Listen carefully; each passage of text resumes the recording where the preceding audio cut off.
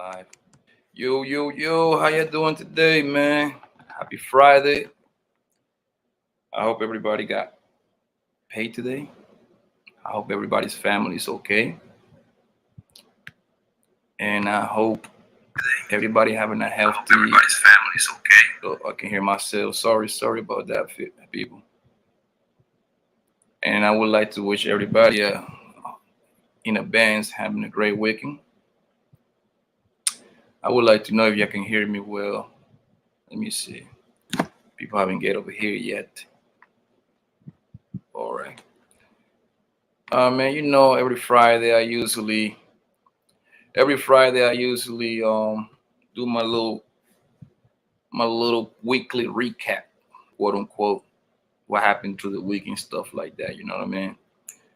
Oh, I see you, my man. Groove, how you doing, family?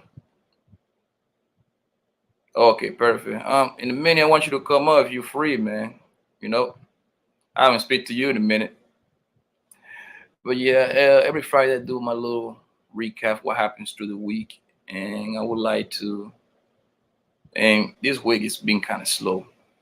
A lot of stuff haven't been happening like that. You know what I mean? The only thing that of importance, in my opinion, was what happened on that Nipsey Hussle and ericholder case, and it's a very interesting case because it got a lot of elements to kind of consider about.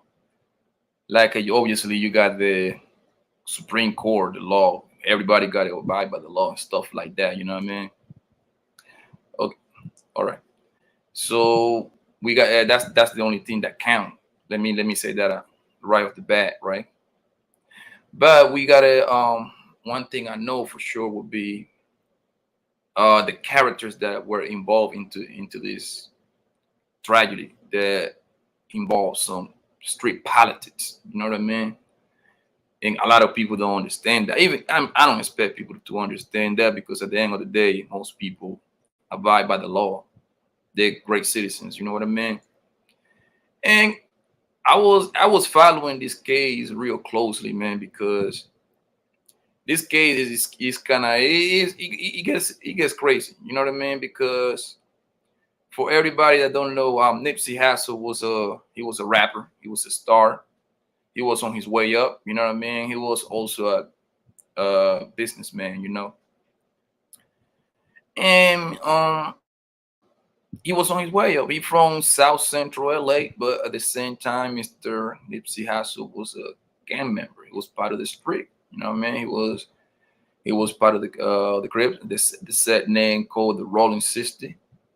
He always said on his music. You know what I mean? That's why he was pushing. And the guy that's smoking happens to be somebody that knew him, somebody from his set, another fellow Rolling Sister Crip guys, a guy by the name of ericholder, aka Chitty Cuz. Kind of crazy nickname. They give you Chitty Cuz nickname. So it's just oh, let me pay my respect to the chat, man. Hey, everybody that is here, welcome, man. Please, and y'all more than welcome to ask whatever question y'all wanna ask, man. Groove, my man, how you doing, family? Oh, my girl, one, my Jamaican queen. How you doing, baby? What's up, bro? How you doing, fam? Thank you for being here, man. I appreciate you. And what I was Chitty Cuz, man. Chitty Cuz and Nipsey Hussle happens to be in the same set, and it was if I'm mistaken, this happened in March, March 2019, yo. Okay, I'm gonna give you a little quick recap what happened. And Mr. Nipsey Hussle happens to be on a place of business where he actually owned the whole entire plaza. This place is located in South Central Los Angeles. I've been there.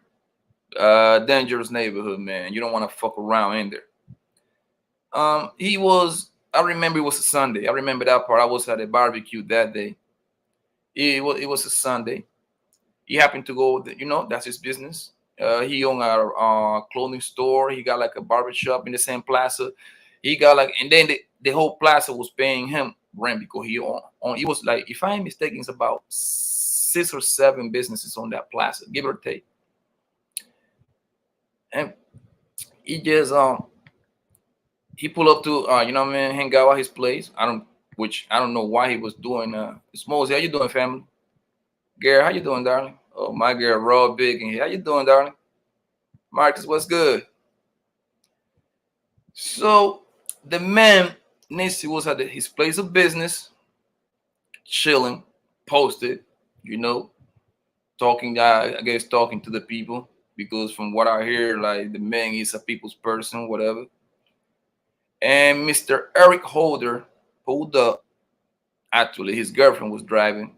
They pulled up, and because they were going to one of those businesses in there, which happens to be like a fast food joint.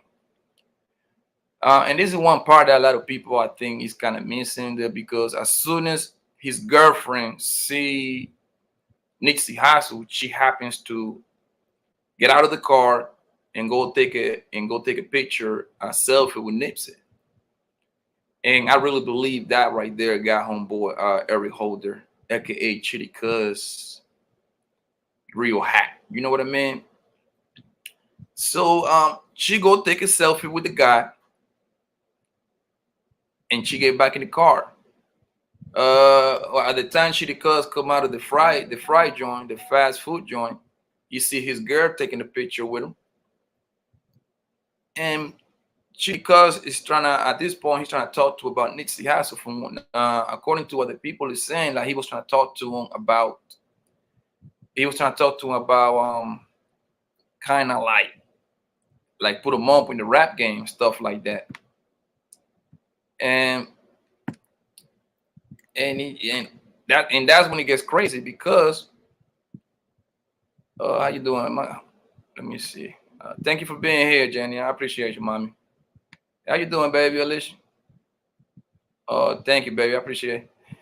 So so at the time that Eric Holder come out of the store, you seen his girl taking a selfie with him. It's 4 o'clock.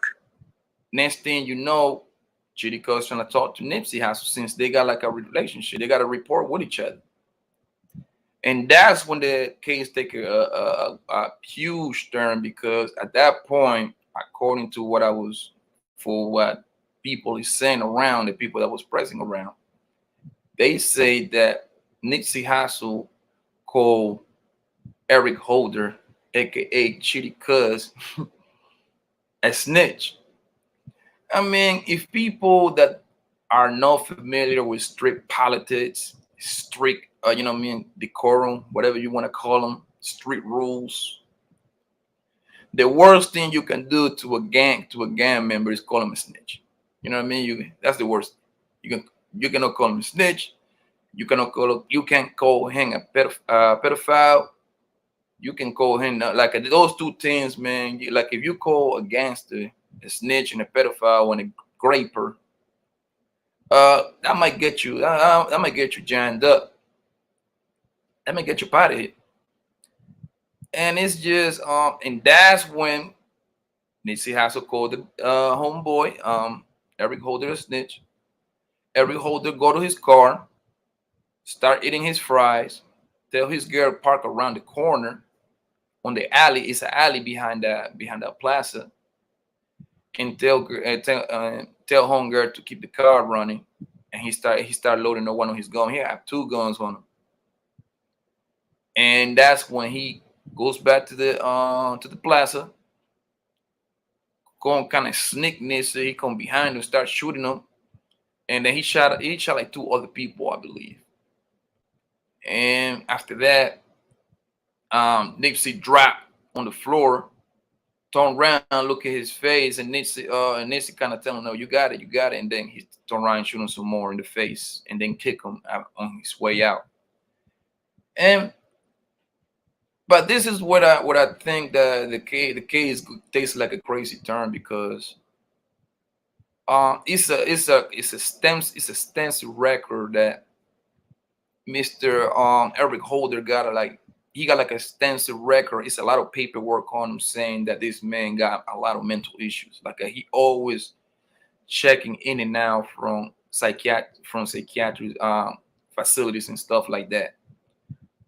So and that's what like this week when they give when the verdict came back saying that he was guilty of first degree murder, I found it kind of crazy because usually when somebody is kind of like is a known person that got mental issues, they usually give them they usually put him in the crazy house, or they probably would have gave him like manslaughter or something like that.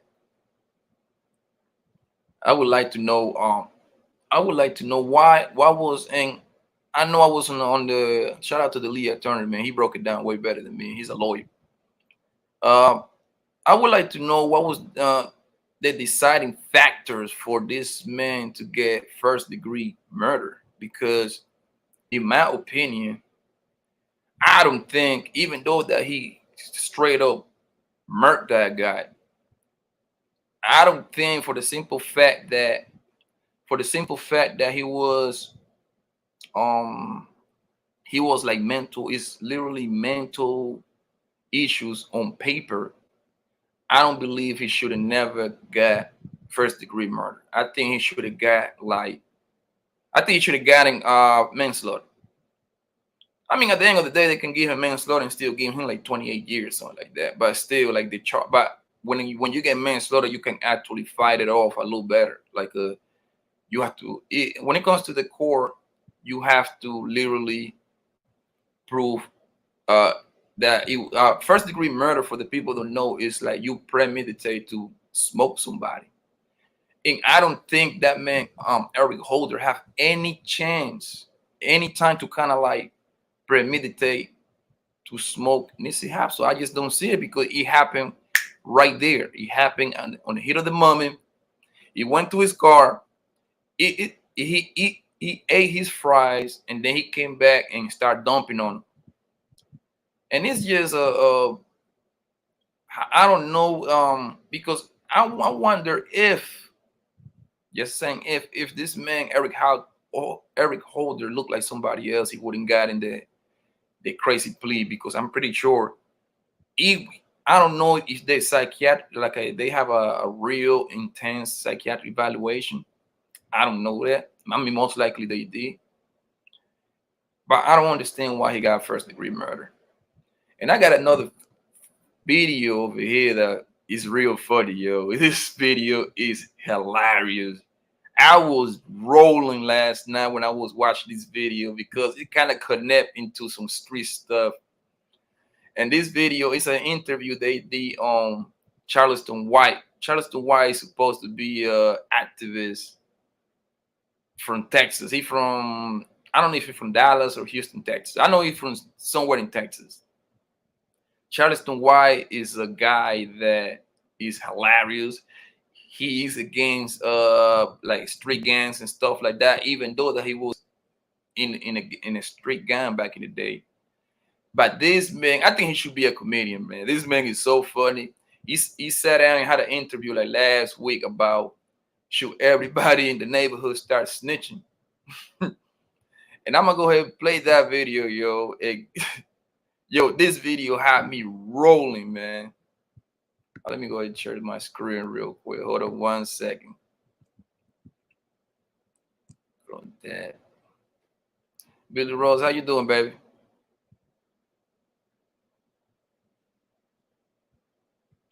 I don't know what you say. Let me see. Oh, how you? Hey, welcome, man. I appreciate you being here. Oh, my girl, how you doing, darling? Billy Rose, how you doing, love? Okay, let me go ahead. I'm gonna show you this video. This video will have you. I know you have me rolling for sure, because the stuff that he's saying, man. Y'all gotta pay quick attention to this, yo.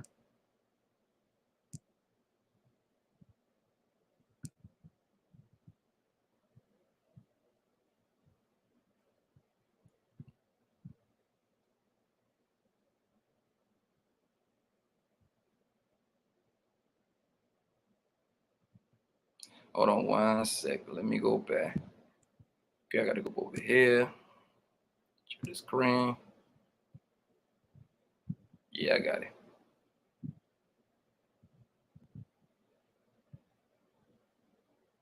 Now, you want to start a Boy Scout snitch organization? Yeah. For you, Yeah, for I you. want to teach and train young boys what snitching is, what telling is. Scout snitch organization?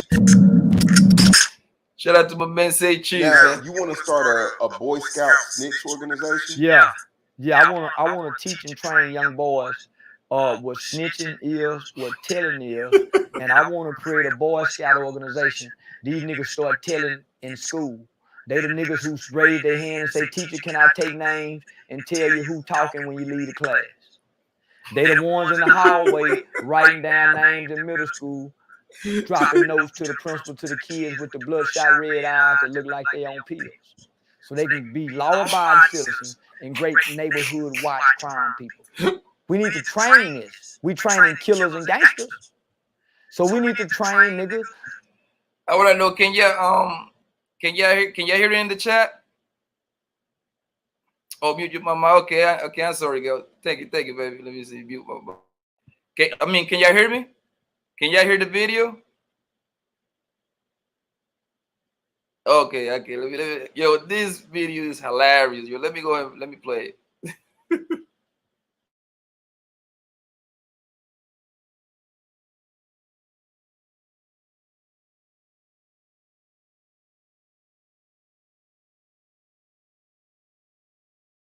Some confident, snitching, tattletailing young men when you leave the class. They the ones in the hallway writing down names in middle school, dropping notes to the principal, to the kids with the bloodshot red eyes that look like they on pills. So they can be law-abiding citizens and great neighborhood watch crime people. We need to train this. We training killers and gangsters. So we need to train, nigga, some confident, snitching, tattletelling young man that ain't scared to tell on now motherfucker. And teach them how to fight too. So if you fuck with them by telling, they'll kick your ass. Yeah, we need some strong snitches, nigga. And they proud of it. That way, it help curb the violence in the communities. You got you a snitch that know how to fight, and he'll shoot that pistol too. But he'll snitch. Who can beat him? Not too many people. Yo, this nigga is tripping, yo. Hey, how many people agree with what he said? I want to know, do you agree that you should train your people to be snitching whatever neighborhood you live at? Yo, do you agree with that? Yo, this video is hilarious, man. That's who you got to put up against. That's how you combat the gang violence. That's how you combat bullying. Hey, teacher, he picking on him. Yeah, tell it in front of everybody. He make it so he'll stop. He picking on him right now, teacher. It'll disrupt the class. Who doing? He here? What he doing? He just got through pinching his booty, and he told him stop, and he done it 3 times. No, that's how you break this shit up. Tell on a nigga ass. Niggas damn near move out the city. If everywhere he goes, hey, that's that nigga did that shooting the other day at the club. Say, y'all, there he go. Say, hey, did you shoot that nigga? How many? You tell. And watch how many niggas not be so tough no more. The only reason most niggas are tough and so bravado and gung-ho with these guns, because they have the snitch rule in effect. And I'm trying to take the snitch rule out of effect and raise proud, honorable, tattletailing, snitching motherfuckers.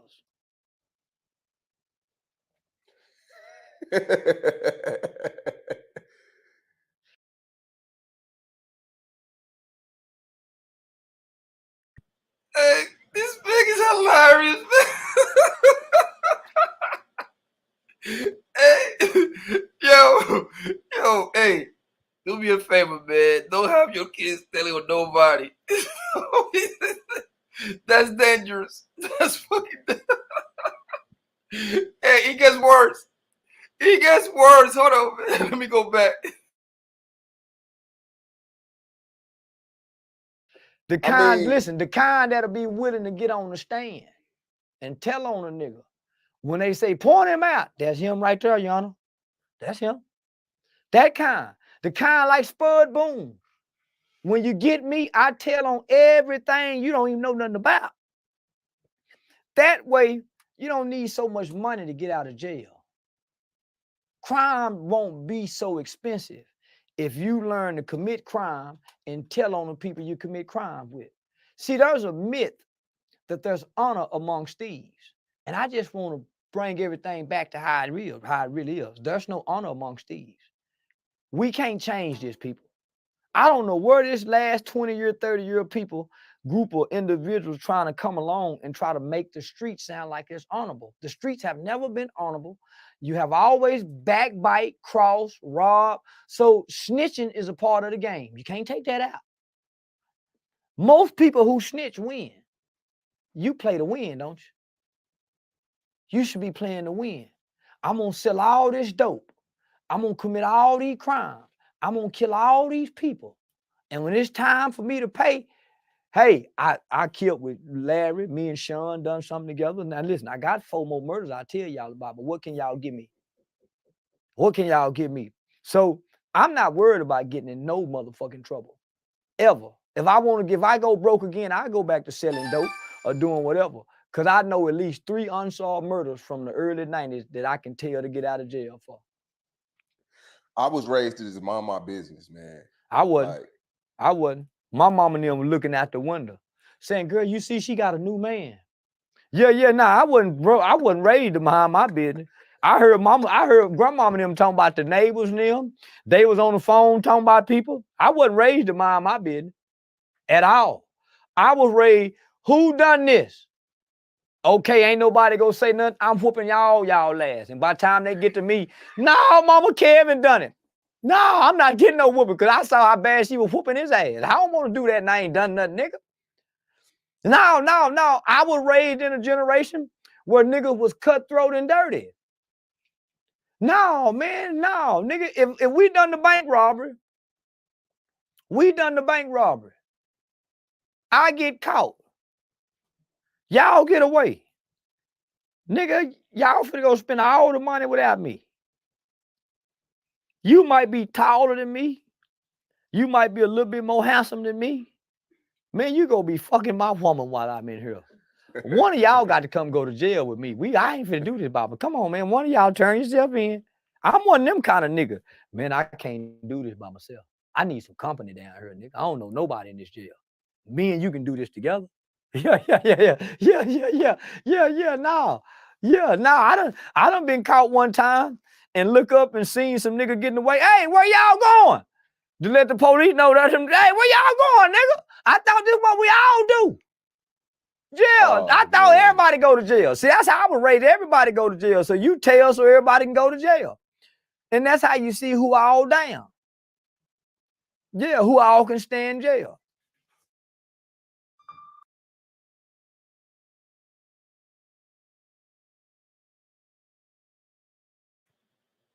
This man is hilarious, man. Hey, let me see. Let me see what you're saying over here.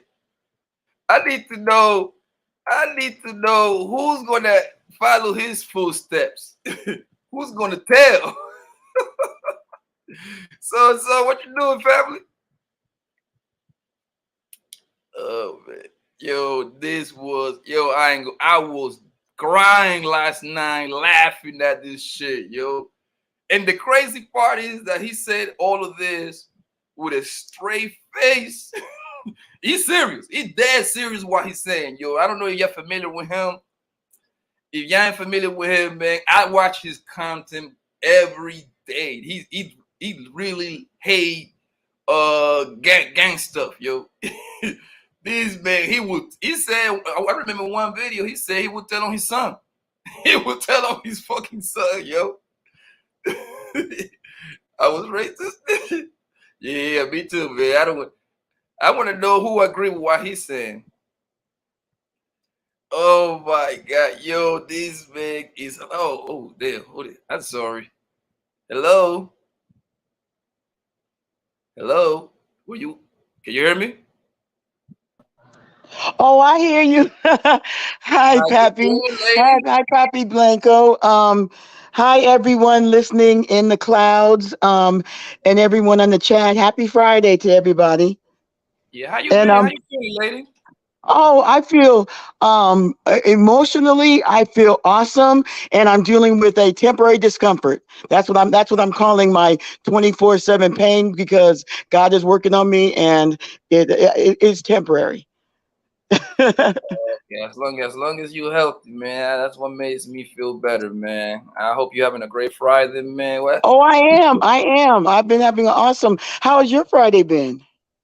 Yeah, it's good. It's good, my dear, man. We're still here, man.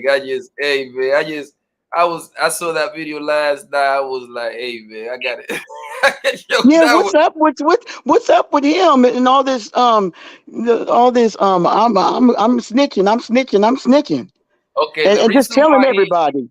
The reason why he is like that is because he used to be he from Texas. He live in Texas, and he used to be a Crip, right? So he got caught with a murder. He and his homie. They smoked somebody.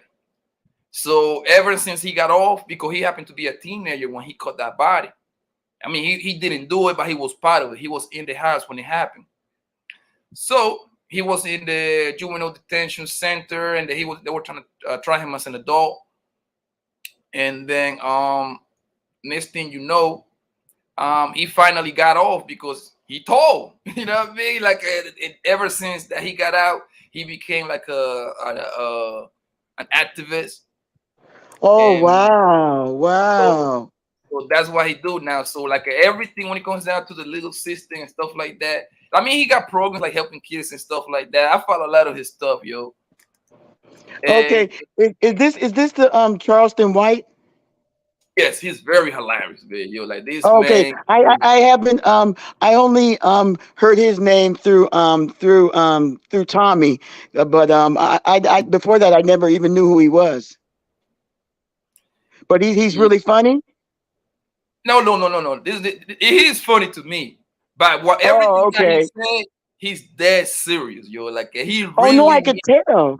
he really mean the. What make it funny is like I think he should try stand up comedy because the man he telling you that look at his face. He ain't like he ain't smiling or nothing. He telling you people should tell. He said he wants to start an academy of telling so they can be super tellers, super snitches. Yo, man, but yo, and you watch this content, yo, oh my God. I be driving in my car, I be listening to it, I be rolling. People probably think I'm crazy because I be laughing by myself in my car. For real, yo.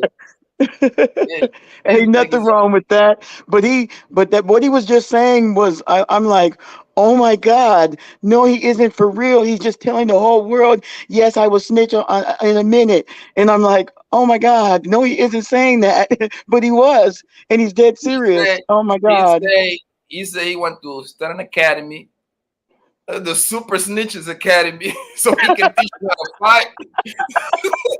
The He Super want, Snitches Academy. Oh my yeah, God, the that is Super funny. Snitches Academy. He want to teach you how to fight, and then he wants to teach him how to shoot. So he can tell and shoot your ass at the same time. Oh, I'm gonna have to start checking him out, Pappy. You done convinced me. You done convinced me. Oh my goodness, because I Yo, love the this laugh. man, I love the hey, laugh. hey, here's another video that this man was here's another video that this man is just telling you. Hold on 1 second, man. He just the man is just a funny guy. Let me see 1 second. I'm gonna show you another video so you know what I'm talking about, yo. Oh my God, this man Okay, is thank you, thank you. Like I said, laughter is good for the soul, and I love to laugh. yeah, yo. If you not tap in with this man, yo, you wasting your time, man. This man is the truth. Hold on, let me share the screen one more time, man. Hold on. I can react to this man videos all day long. Hold on, let me see.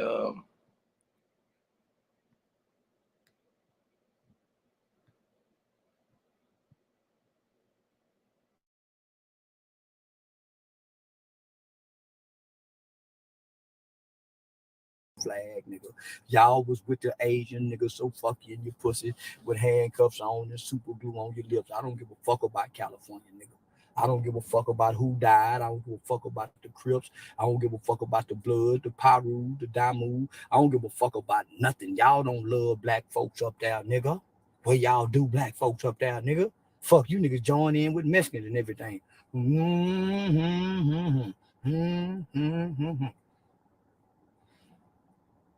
Yeah, you bitch ass niggas, watch me. Bitch ass nigga, I got you watching me. I ain't watching you. And I'm sitting down in front of my big old pretty motherfucking house, nigga, with all my motherfucking cars outside here, with all my goddamn guns, with plenty goddamn money, having fun, disrespecting California sun, nigga. And ain't now one, I've been doing it for years. And ain't now one of you bitch ass niggas brave enough or bold enough to come down here and play like you really mad. Now you'll get on that podcast shit. You'll get on that podcast shit, nigga. Free Eric Holder, nigga. I'm putting money on his books.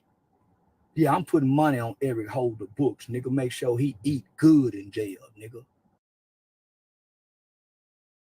Hey, you paying attention what he doing? Yeah, you see, like he talk tough. He will tell you at the same time he will shoot you. And why you gotta say Cali? Hey, I'm in Southern Cali. Don't mess with us. Yeah, the man is what's Don't the mess with man? us. We How ain't you did nothing, doing? Charleston. Hey, look how crazy this man is. He be talking real tough to this And look guy. at the look on his face. Look at his Oh, facial okay. expression. He looked like that because one of his eyes don't work. He got like one of those glass eyes. Oh, he does. But no, I'm talking about just the. I didn't know about the glass eye, but I'm just saying the expression on his face is funny too. But I didn't even know that the man had a glass eye. Yeah, he got like a glass eye, so he really despise like gang members and stuff like that. Anything to do with the streets. Like he really Okay. despises. I want you to keep going. I mean, I want you to keep watching, man. This is Okay. hilarious. Okay. Okay.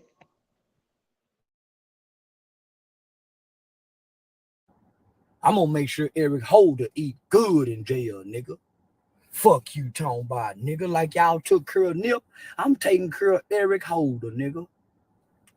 Yeah, I'm taking care of Eric Holder, and I'm gonna make sure Eric Holder eat good in jail, nigga. And that nigga go keep a full belly, thanks to Charleston White, nigga. Fuck Nipsey Hussle, nigga. Nigga ain't black, homie. He wasn't black to me. He Ephraim, African or something, Ethiopian motherfucker. He ain't no black American, man. Just because he grew up in Los Angeles streets in the motherfucking rundown ghetto. That nigga wasn't black because he knew how to rap.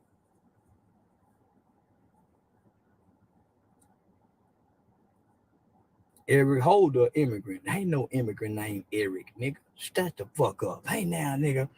Nipsey, Aramis, Octagon is an immigrant. That nigga got a nigga named Eric. That's a nigga. Nigga, shut the fuck up.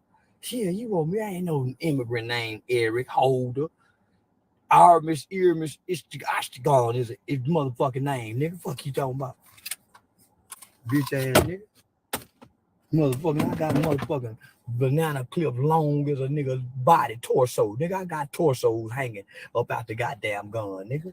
Yeah. Nigga ain't got no slave blood. Nipsey Hussle ain't got no slave blood.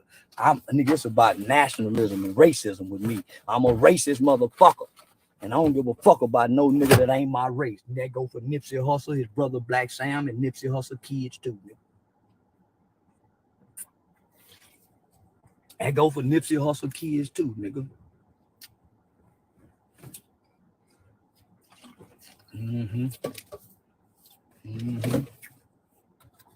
I bet it won't nobody bother me though. I bet it won't nobody bother me to see if these props. Yeah, I bet won't nobody bother me to see if these motherfuckers pop. Yeah, baby. bit won't nobody bother me. That clip empty. I know. But when I do it like this here, he turned into a whole nother monster. Oh, he turned into a whole nother monster.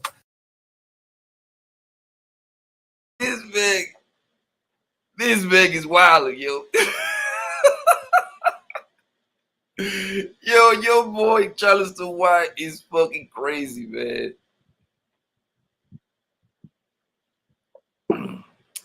Man, that is a big one. That's a big one right there, boy. He's something else. He is something else. He's something else, Pappy. I'm gonna start checking him out. I'm gonna sub to his channel so I can get notifications. Oh my God, man. This man, he usually, I mean, I never catch him live because he be like, he on that Texas time, so they earlier than me. So I always watch the replay whenever I get a chance. Big, I be rolling when I catch the replay about this man. Hey, yo, this the crazy part is like he is funny. He really feels, yo. He really, really don't like people from Cali. And the crazy part, he be going over there. So every time that he go to like California to do like an interview and stuff like that, he called the sheriff department to like kind of like he paid them out of pocket so they can like escort him all the way around where he need to go. So like, oh wow, you can touch him. No, yeah, that's how he get down. He played dirty, yo. That's how we call him in the hood. He played dirty, like he talked shit about the hood while he got the police on him. You know what I mean? So you really can do nothing to him. So because and the crazy part, he tell you like, yeah, bitch ass nigga, I be in California. Guess what? The sheriff department is my bodyguards. Like, good luck doing something to me. You little country guy. He is hilarious, man. This man is. Yo, man, this oh my goodness. Else, man. Oh my goodness. Oh man. A different topic really quick. How are your two girls, honey? I got one little girl, one little boy. So, oh, okay. I got in Florida. Okay. Oh yeah, down there. Okay. She but I know you've been talking to her. I know she's having the ball. Yeah, I mean, she with family. She with my mom. They with my mom right now, and then she with their other grandma right now. So, she's having the ball. Both of their grandmother is they in Florida. So they be like, okay. I mean, they be back and forward. So they don't live that far from each other. So they nice. They be going to the beach. They doing summer camp. They like and they got like a bunch of little cousins like around their age, so they loving it. Oh, she's having a ball. That's good. That's good. That's good. But she was the last? I think it was last night. No, today's Friday. Wednesday, she was like, "Daddy, I'm busy. I want to come home." And then next thing you know, that she hang up on me. She had to go play.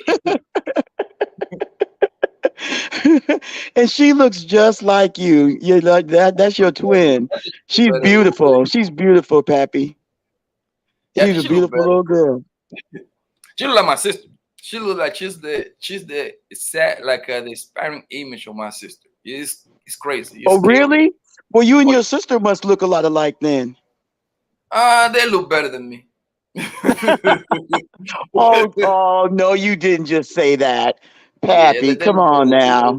You know, the girl always gonna. You ain't Pappy. You are nowhere even remotely near busted. So you need to quit that. You are a handsome. You are a handsome man. You are a handsome man. So you quit that. What I say, they look way like if I'm handsome, they beautiful. You know what I mean? Like okay. I'll accept that. That's good. I'll say okay. We copacetic. We on the same page.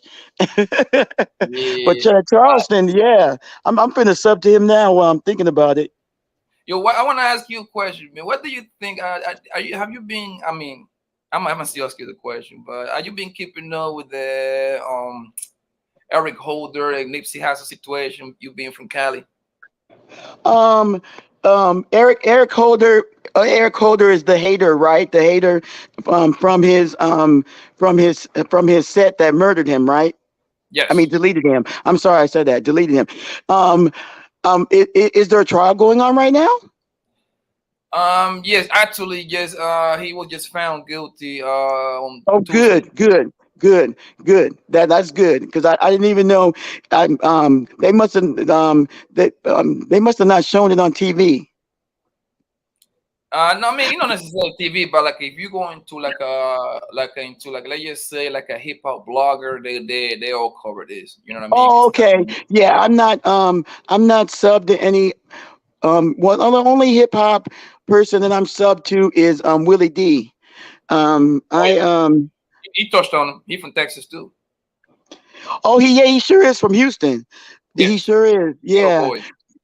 Yeah, That's his but I'm glad that Hater got convicted because that guy was nothing but a hater.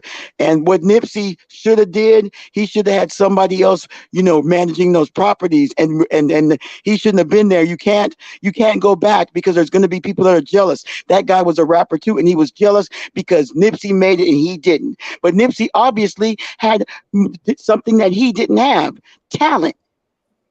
And there's also too on another side, there are a lot of talented people that don't make it. That is a very rough, cutthroat business, And it's like, there's a lot of good singers and rappers that don't never make stardom. But it's like, either way it goes, I wish that because I didn't even know anything about Nipsey. I was on Tommy's stream, and Tommy he'll block you if you start talking about something that's not the subject, and people start talking about Nipsey, and then he went and looked, and he was like, "Oh my God!" And I was like, "Who's Nipsey?" And then that's when I started hearing about Nipsey Hussle, and that I know someone who that's his niece. And he showed me pictures of her from when she was younger, pictures that aren't online. And I was like, oh my goodness. And his nickname is Chicago. And but yeah, that was really sad. And it was done in front of his child. And I hope seriously that child is in some long-term counseling because no baby should watch their father get deleted. That's a trauma that you don't. That baby's gonna have PTSD, Yeah, but and it's probably. But really sad. It's really sad. do you think the conviction was the right conviction, given though that the man that is smoking Eric Holder have a lot of mental issues, and it's like on the record because he actually checked in and out of a lot of psychiatric facility and stuff like that. He's on the record. Do you still Oh, I think that? didn't know that. I didn't know that. How I didn't know that. Has he been suffering from mental issues for many Yes, years? for years. Like he's on the record. Oh, Okay? wow. I And didn't he know wasn't that like aspect of he it. used to he used to check in literally for like stay there for a month, 2 weeks, little mile, a month, 2 weeks. I mean, on top of that, he was part of the rolling system. He was on the same set Yeah, he as was. He was. Nipsey Yeah, he Hussle. was. And But yeah, yeah, he was one of the. Oh wow, wow, that brings another dimension to it because I didn't know that the young man was mentally ill. Wow. That's a tough one because wow, because if they had declared him insane, then he would have been sent to a mental institution, and as soon as the physicians deem him as sane, he would get out, and it could be that's very not most of the possible that he. that's not most of the cases because there's plenty of cases where the person have been found guilt. Like they say that he was crazy, got mental Yeah, issues. criminally insane. Yeah. Insane, and they send them to those facilities and they have to do like a long time, but it's better than the penitentiary. They're not going to do nothing for in the penitentiary. Now, Oh if you no. want Oh to go to yeah. psychiatric evaluation prison, it's a whole lot better, and you're getting like treatment all around the club and stuff like that. Oh no, you're right about that, Pappy. You're right. You're right. You're very right. So yeah, he probably should have been sent there because he could have been he would have been in prison, and plus he would be getting the help for his mental health issues. Oh wow, I did not know that about that young man. Wow, I did not know that. So do you think that now? Let me ask you again. Now, do you think it was a fair sentencing, giving him the first degree murder, which now he got to go to another court to find out if you're gonna just get life, no parole, or they might give him the death penalty. Once you get guilty of first degree murder under the California laws, they can actually give you the death penalty. Do you think that was a fair sentencing? Um, I'm gonna say no, but I also too, when it comes to the California death penalty, do you know that most people die of old age or other causes because before they die, because our appeals process is so long and so very rarely does somebody actually die as being by the state. So, but yeah, I do believe that he should have been declared, insane. Yeah, criminally insane, and where he could be, because he's not going to get the mental health that he needs, and not in prison. No. Hmm. I think in my opinion, I think that that was the wrong sentencing for the guy. You know what I mean? Because Yeah, no, I agree, and that's really sad because I did not, like I said, I did not know anything about that he had mental health issues, and it's not like he was pretending like that one gangster because I like the FBI files, like that one gangster for years he pretended that he was insane, but he wasn't, and he finally admitted it in the end when they busted him out, but yeah, that's totally not the case here, and that's really sad do you because he have needs that mental health help. yeah, do you have anybody? I know people like that. The guy like some sort of like they have to go into like mental psychiatric places. Are you familiar with how they act and everything like that? Yeah, I know how they act when you are deemed a threat to yourself or to someone else. They do what they call 5150. They will hold you for 72 hours, and they can hold you longer, but through court order if it's deemed that there's that you are held a threat to yourself or to someone else after those 72 hours. Yes, I am familiar with that, and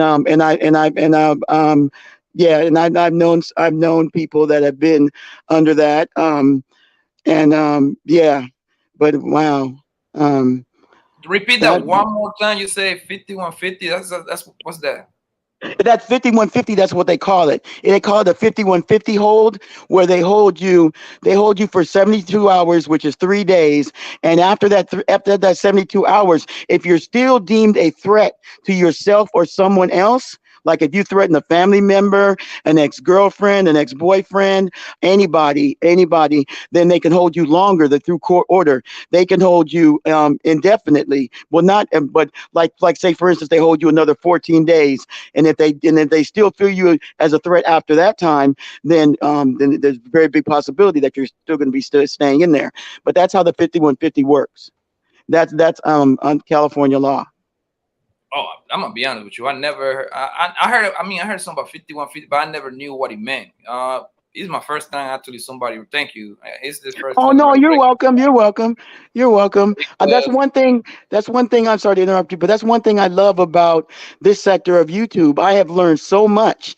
I've learned from you, and I've learned from other content creators, and that's why I love this space. yeah. So, but like, let's be honest, man. Usually, those mental when it comes to like mental issues and the law, that doesn't really apply for people that look like us a little bit. Doesn't apply too well. If you black or Latino, you find yourself in court, guess what? They're gonna stick you. They're gonna say, nigga, you know what the fuck you was doing. You going to Yep. Oh jail. no, that's very true. That's very true. It's a very racist bias system, it's the prison industry is a big money making machine, and they make money off of every Yeah, the federal government pays off of everybody of color, and every black man, every Hispanic man, every Afro Latino man. They make money off of them yeah, and it's big every day money. that they're locked up. Like I heard, like every inmate costs the stay like over $47,000. That's what I read. I don't know how accurate the number is, but $47,000. That's a lot of money. Each state it's a different amount, but yeah, it's it can get up there. Excuse my. Oh, what gentleman just entered the stream? My man, he from around the corner from you. He in the Bay Area, another California. I'm surrounded all these California people. Oh, is this Zone? Yeah, this is my man EBH Black. He got a channel, man. You should check him out. He be talking about some good stuff over there. He be trying to debate me on sport, and I always have to. Well, good. Well, happy Friday, sir. Happy Friday. Happy Friday to you as well. What's good with everybody in the chat? What's good to my guy, Poppy Blanco? What's good with you, bro? Yeah, thank you for coming, bro. I appreciate you, man. I'm over here, man, breaking down kind of like, I don't know if you missed the first, I don't know how long I've been on the stream now, 50 minutes. I broke down kind of like the whole situation with Nipsey Hussle and Ericholder, a.k.a. Chitty Cuz. Shitty Cuz. Chitty Cuz, man. And they gave him the long ride. They gave him the first degree joint.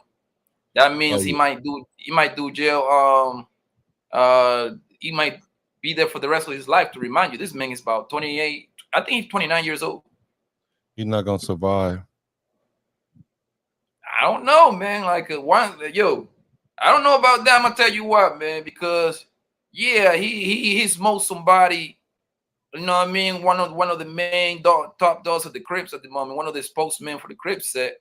At the same time, man, when you got that long ride, when you got life no parole, you don't care. Like you don't care. You turn into a monster, bro. Yeah, he gonna get killed though. They're gonna get to him unless he like PC all the way up. I mean, you gotta understand. Like I said, bro, listen, the man is in there. He might be there forever, or he might be there for 30 years. Either way, that man would turn into a monster. Yeah, my man, EVH Black Frozen. No, can you hear me? Yeah, I hear you. Hold on. Yeah, what you think about that case? Do you think first degree was too much, or was just about right? Well, let me see. Is it still frozen? Yeah, it is frozen. Hold on.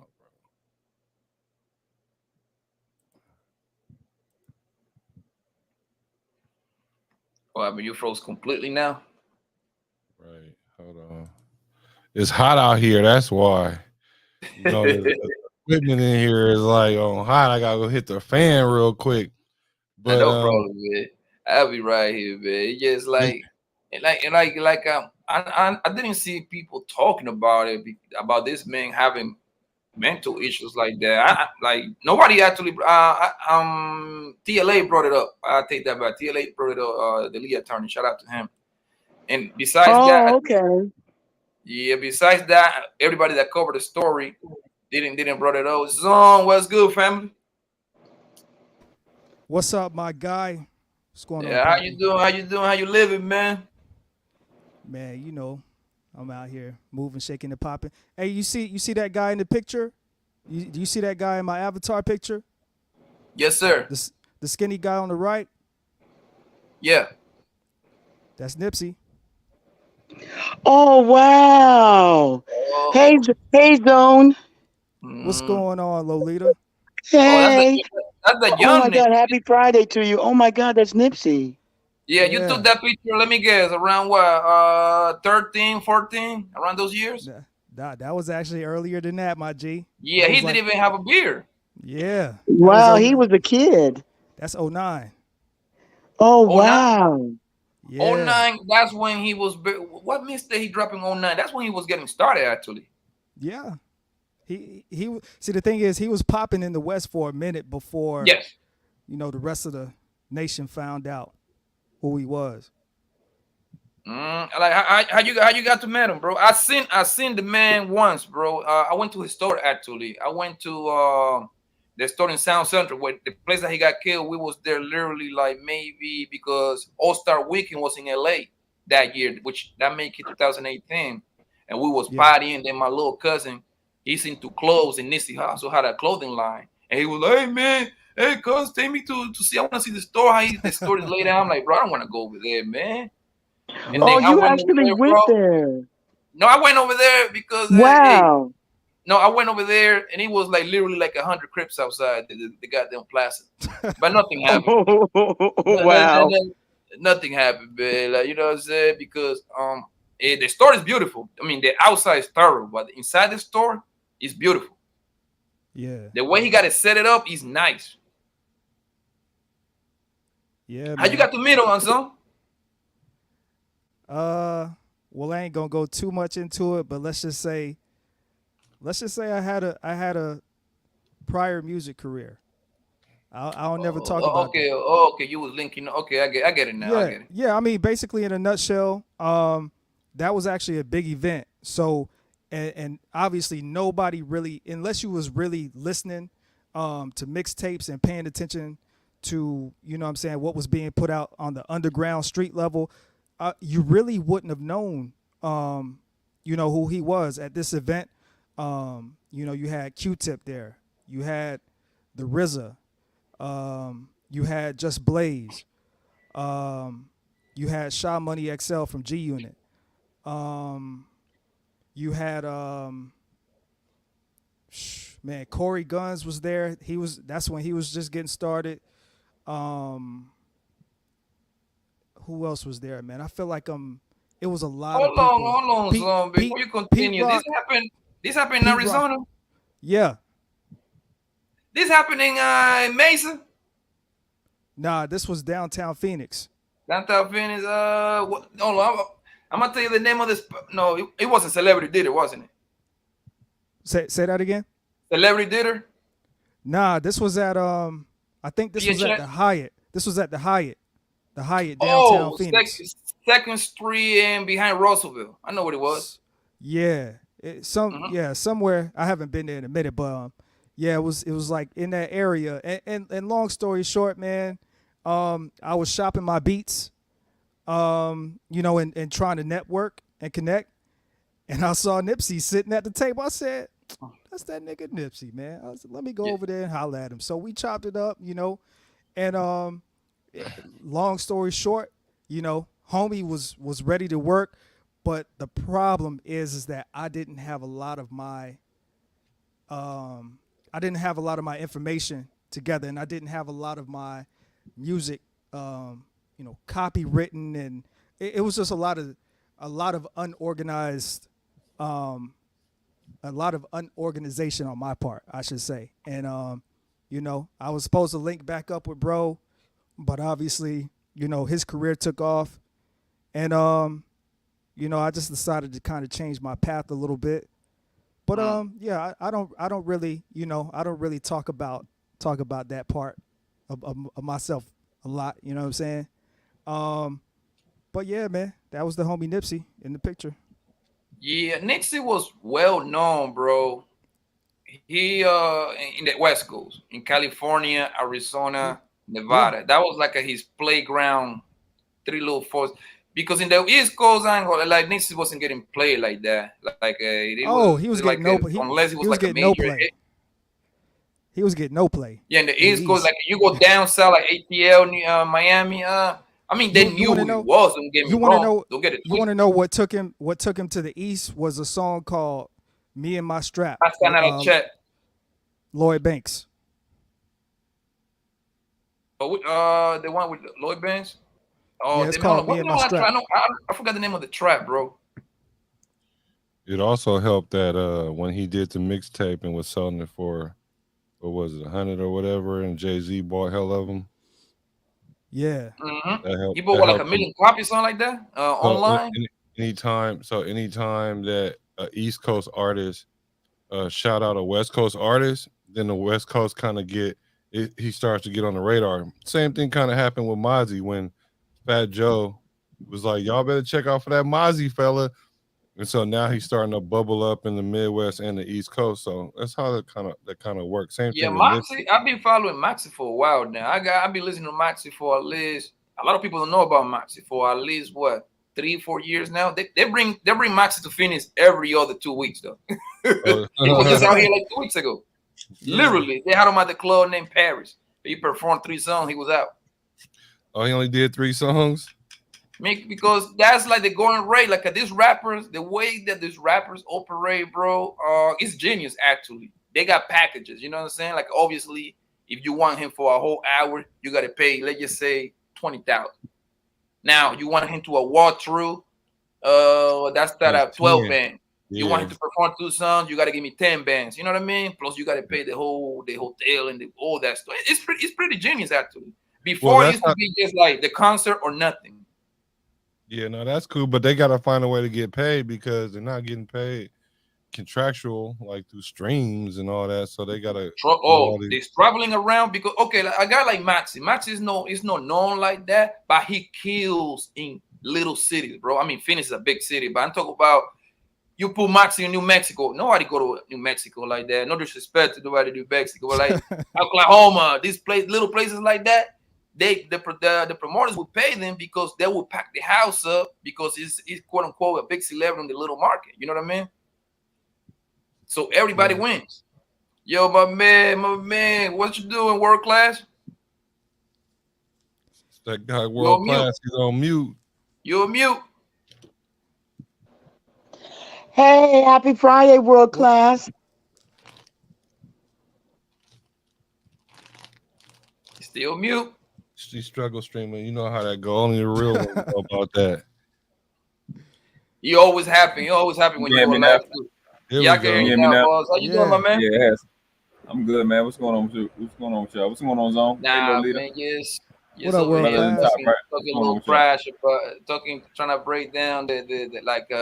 I want to raise a question. Like, I want to ask you the question. Actually, do you believe that giving Eric Holder, aka Chitty Cuz, first degree sentence was the right conviction for him?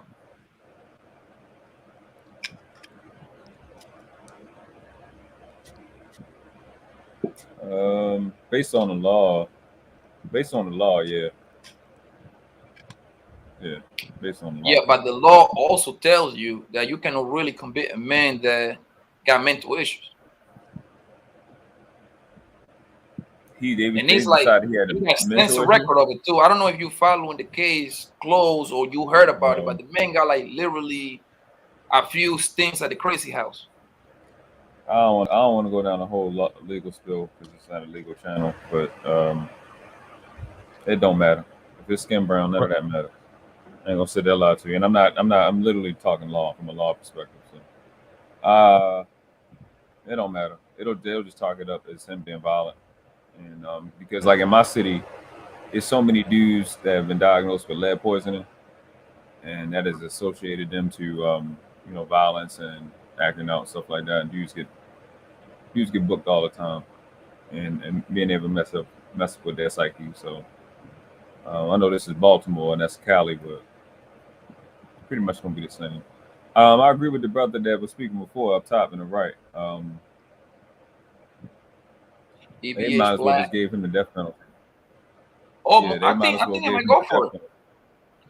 The thing is, it's interesting, bro, because California they got the death penalty going on, but they don't really use it. They just tell you, "Hey, man, what you gonna have to sit over here for life." Right. He gonna be in hell in there, man. Nipsey was loved, so they gonna give him hell in there, bro. He gonna suffer. They're not just gonna kill you. They're going to torture him for a long time. He gonna be on PC 24-hour lockdown, but they gonna get to him, bro. Oh yeah, they're gonna get to him. 23-1. But they'll get to him eventually, bro. I mean, like, he can't link up with the Crips. He can't link up with the Bloods. He can't link up with nobody. Like, no, and that's where you're wrong, bro. He's a rolling system. And rolling system got a lot of Crips enemies, so he can always align himself with somebody else. I'm not really copying what you're saying right now because listen, he got life, no parole. When you know you don't got nothing to lose, you over there, you turn into a monster, fam. Yeah, I don't see people getting to that man like that. He not the only monster in there, and they know he don't got nowhere to go either. They know he ain't going nowhere either. So yeah, it's just one him and about a good 60, 70 angry niggas that can get to him whenever they want. Yeah, the only thing about the insanity thing is, yeah, you can get caught up on 5150 holes and stuff like that, get it documented, and it should help you a little bit, but it's not a affirmable defense because like they want to know your state of mind at the time that you actually was committing the crime. He wasn't crazy at that moment, and so for the first degree, you know, they just saying pretty much he premeditated because he left and came back. And that's really what it all boiled down to. The case was fairly What simple. happened within minutes, though? What happened literally on a 3, 4, 5 minute window? It doesn't matter because to show premeditation, all you have to do is have a what they call is a cooling off period, and that period could be seconds to minutes. So let's say you and I get into it, right? And me and you get into a fight, and you hit me, and I hit my head, and I die. That's like a manslaughter. Let's say me and you getting ready to get into it, me and you argue. I go to the car, come right back, all in a minute, and shoot you. That's premeditation because there was a cooling off period of time where I could have thought it out and did something different, but I made a plan, got it, and executed the plan. So that's pretty straightforward, slam dunk in California. Now, this is the $1 million question, though. Is it? I don't know if this law even exists. Like the cool off period time. Who determines the time? Like, are you supposed to quote unquote cool off? Yeah, the cool off period of time, it can be any amount of time other than being in the moment. It can be literally seconds. Like it doesn't take no amount of time really. You just have to not be in the moment. Like if we were in the moment and something happened, okay, there's no premeditation because it just happened. But if I leave or I go grab something and come back or anything, like that's what they consider cooling off period. But I'll look it up for you. I'm about 90% sure. I got it right here. It doesn't. So it's let me put the before I read it. Let me put the link in the private chat so you can have it about it if you want to bring it up too. Jump back to it. This is off of Stephen G. Rodriguez. A cooling time period. Cooling time is also referred to as a cooling off period. It is a time to recover cold blood after great excitement, stress, or provocation. In a manslaughter case, cooling time is a period of time between provocation or provocation, however somebody say it, of the defendant by the victim and the point when the victim is killed. If the defendant has had an opportunity to cool down, in quotation marks, before the homicide, the defendant will probably be convicted of murder instead of voluntary manslaughter. So it doesn't say premeditated, but it does give cool down, and it doesn't give a particular time. So I think it's for me it's too arbitrary, but that's how this is expressed in California law. I could look up some other, but this is out of Los Angeles criminal defense firm. So it's really not like a specific. I'm not hearing a specific time though. No, there is no specific time. That's what I'm saying. There is no specific time. Yeah. The cooling off period is from the time of provocation, which means if you and I got into it and I was provoked into something, or one another, we were provoked into it, and then the time it takes from you to committing whatever the murder is.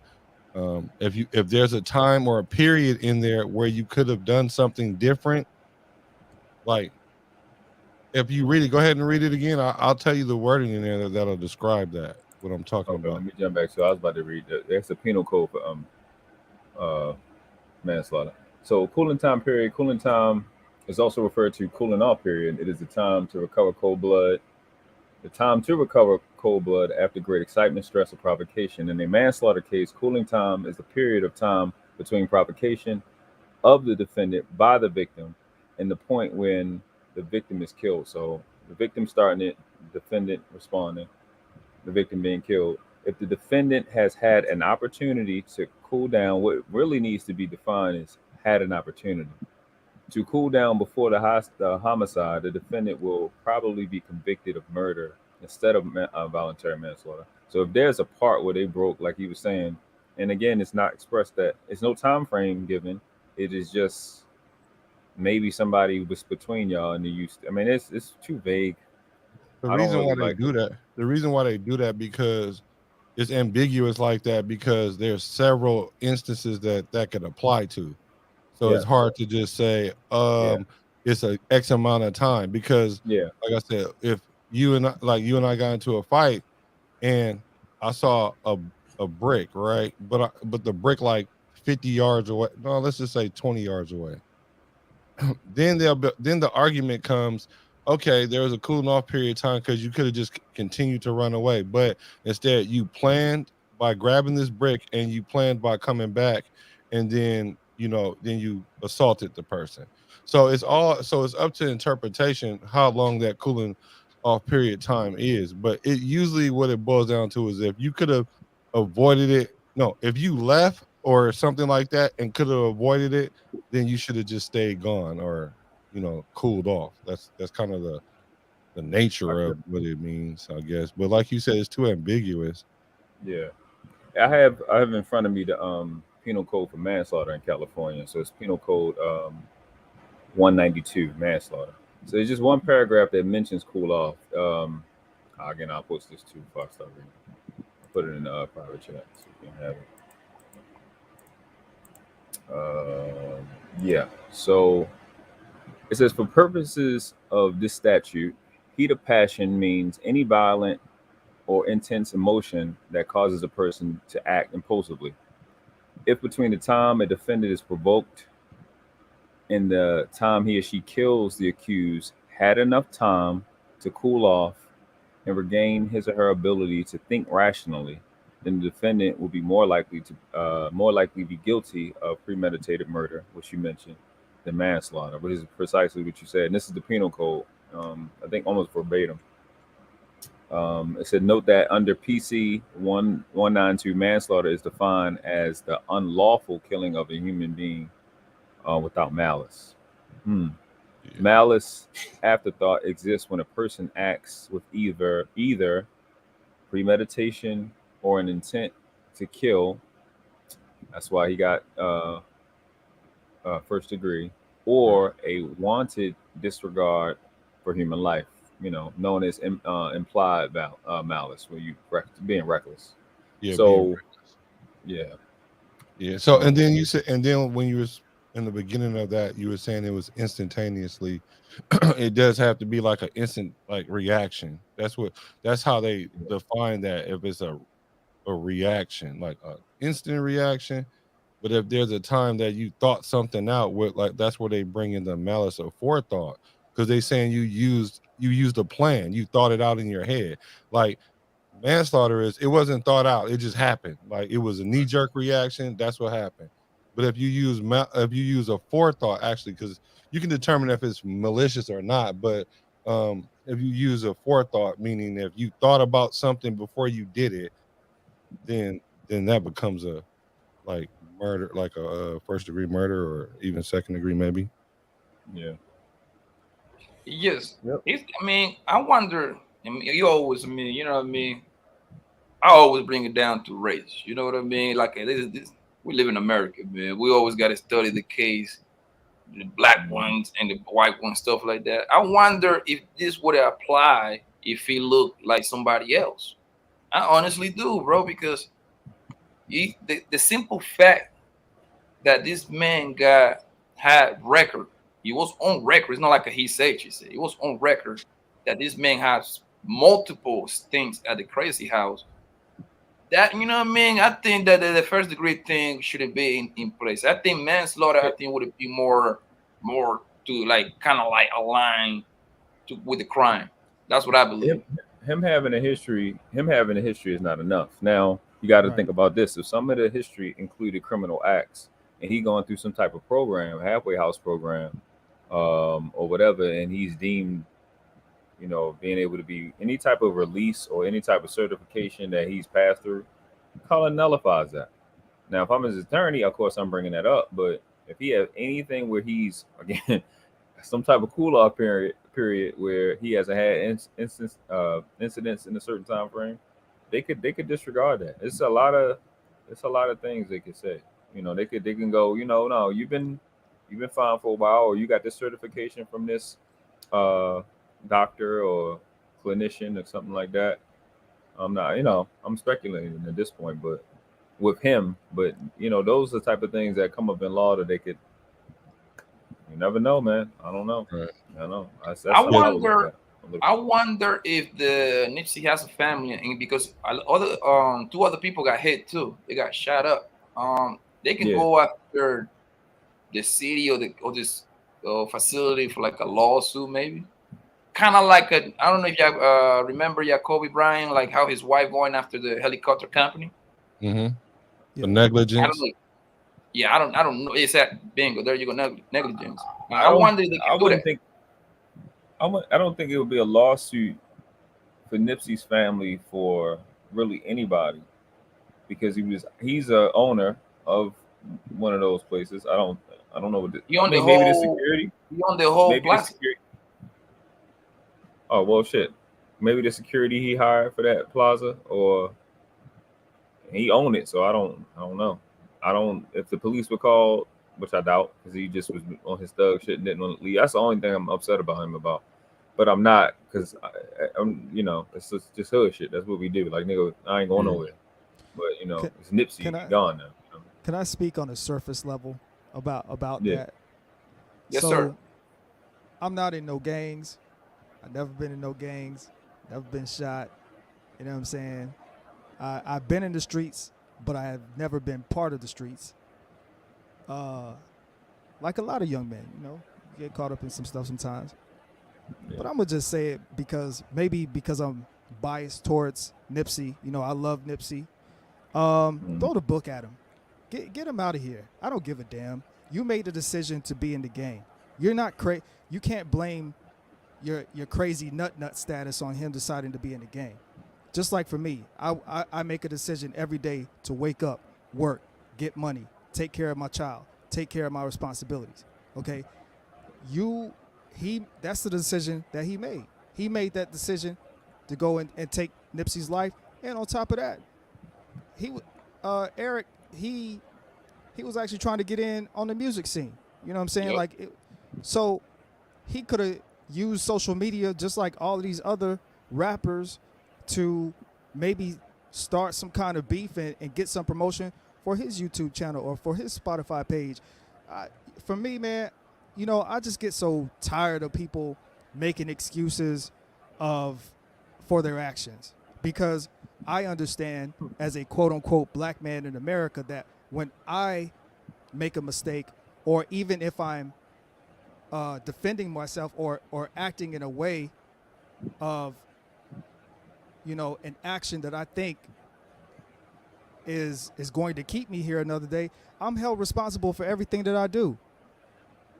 And a lot of people make a lot of bad mistakes. And when they make mistakes, it's like, okay, now we want to come up with an excuse.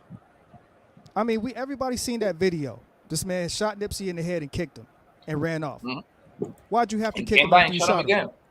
Right. You didn't have to kick him after you shot him the first time. And you didn't have to come back and shoot him again. That's a gang thing. That's a gang thing when you shoot somebody and kick them in the head. It's like the ultimate sign of disrespect. And like a lot of the 60 Crips, they shoot you 6 times, kick you in the head. It's like one of the gang culture things. I agree with you. I feel you. But from a legal aspect, like what got him hung up is the fact that he had a gun on him previously when he talked to him, went to the car, came back with another gun. So whatever the altercation he had a cooling off period time. He went to the car, got another gun, came back. That's premeditation. Pretty simple. I mean, another factor that people maybe I haven't looked real hard, but I really believe the fact that Nipsey called him a snitch in front of his girl, because the homegirl took a selfie with Nipsey. That right there probably got him hat. And the fact that he turned around and called him a snitch in front of his woman, I think that got him over the edge, bro. I mean, no excuse. Obviously, I'm not making an excuse, but I'm just saying, like, I think that got him going right there. Like, yo, you got to go. Well, one thing about being on the street, man, you know what I mean? You can let a man call you a graper or a snitch. That's like 2 violations right there. That if you ready to call a man a snitch, you better ready to go. You better be ready to go, because it ain't Just because he was known as a shooter in South Central. Like people say, the homeboy he was with the business. So Nipsey kind of fumbled the ball a little bit, but like me personally, I don't believe Nipsey should be involved in that. Man, you a multi-millionaire guy, bro. Why do you care this man snitch or not? You don't live in South Central. You when the homie's about to go drive-bys, I highly doubt they call you to put in work for the hood. That life doesn't involve to you no more. I don't understand why you even call that man snitch for. Like I don't get that part. What you think about that? Just told him to move around. He probably just told him to move around. Like move around. Like word on the street you a snitch or whatever. He move around. Yeah, affiliation is important. Yeah, just move around. Don't move around here though, because somebody might shoot at you and then shoot one of my customers. Somebody might shoot at you and shoot one of these kids that I just took a picture with. So that's why the affiliation is, if you got that jacket on you, no one want to be associated with you.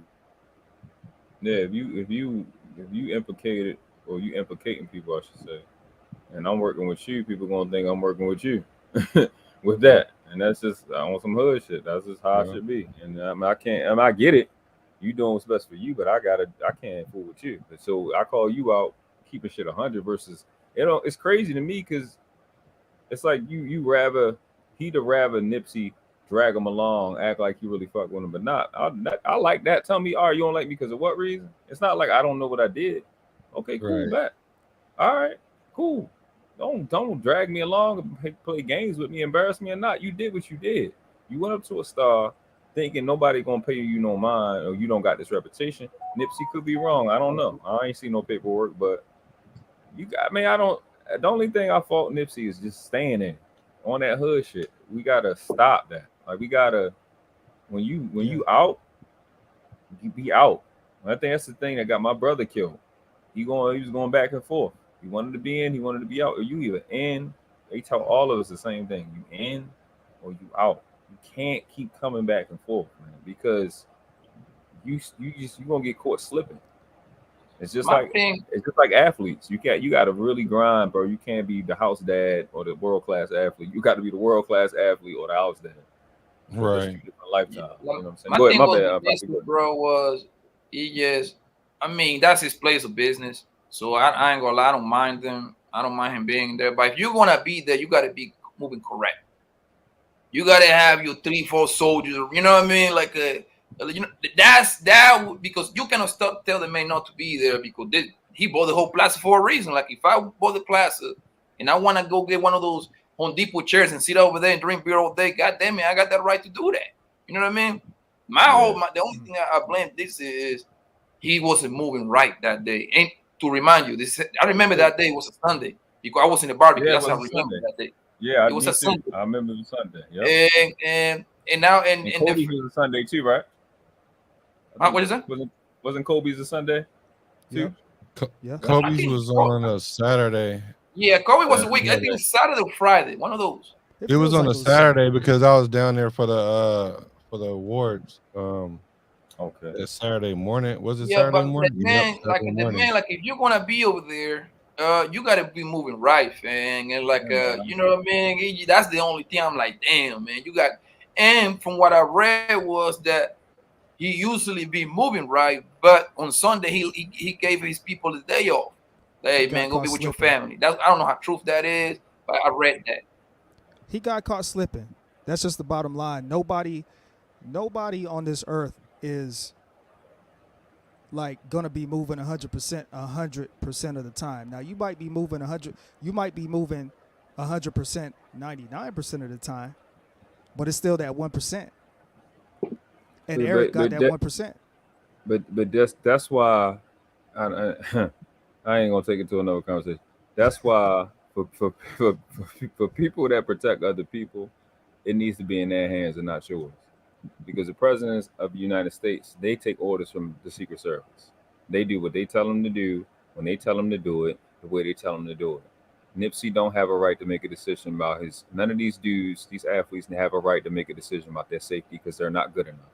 They're artists, they're business people. You are inferior and incompetent and powerless when it comes to world-class killers and hitmen and protection. You need to stay in your place, keep your mouth shut. I'm really talking to these females, but I didn't want to take it there. But that's kind of what it is. You know what I mean? Like when you're not in the protection business, shut your mouth, do what the people that are the best on the planet told you to do. And this stuff like this, you don't. I get it. That's why I said I'm mad with him because he on that hood shit. This is what we do. I've done that plenty of times. I'll be here when you come back, nigga. Fuck what it is. That shit dumb. It's stupid, especially when you got little people. It's dumb. Not some over here sneezing playing now. It's just stupid. When you become a dad and you got a lot to lose, we cannot make that decision. The person when you're in that position like he in, that security person need to be making that decision for you. And we gotta humble ourselves as men. If we work hard to be there and we can pay other people, let them make that decision. And like you said, Zone, it only take one day to be slipping and the right nigga be in the right place. Because trust me, they waiting, especially when you lit like him. Yeah. It just frustrates me, man. That's why I don't even look in the store because it just makes me mad. I'm just upset with him because he was a dope ass dude, bro. I didn't even know this dude rap for the last 3 years of his life. I didn't never heard a song. I just watched him talk, and I'm like, this is that nigga. Yeah. I just watched him talk. I didn't even know he rapped. I just knew. I kept seeing This clips was of him. smart, Like, though. huh? He was a smart guy. He was incredibly smart. Listen, imagine hearing him talk. See, I got to hear him talk in real life to me. So imagine hearing him talk. If you think him talking on songs or when he's, you seeing clips of him talking online, when you actually get to hear the tone of his voice and you seeing him together. I mean, this man was talking like, when he passed away, he was talking like that in 2009 when I met him. Talking like that. And when I was talking to him, man, in my mind, I'm like, yo, this guy, I walked out of that hotel lobby, I'm like, this guy is gonna be something. This guy is gonna be something. He said to me, he's like, hey, homie, look at me. You see where I'm at right now? This is where you gonna be. This is where you can be. But I need you to put that work in. When you walk out of here, don't let up. Keep your foot on their neck. That's what he told me in 2009. And he looked me dead in my eye. And you see, and as he was holding my hand. So, you know what I mean? Yeah, the world lost a special guy, And that's why I don't respect a lot of this nonsense that I hear. I hear a lot of younger artists. They like to talk about the older artists because they still here. And I'm like, that's the plan. To still be here. A lot of these new artists, they so caught up in this thing where they want to live fast and die young. For what? These artists are still here because they hired security. It was never to really be in the streets like that. It was a business.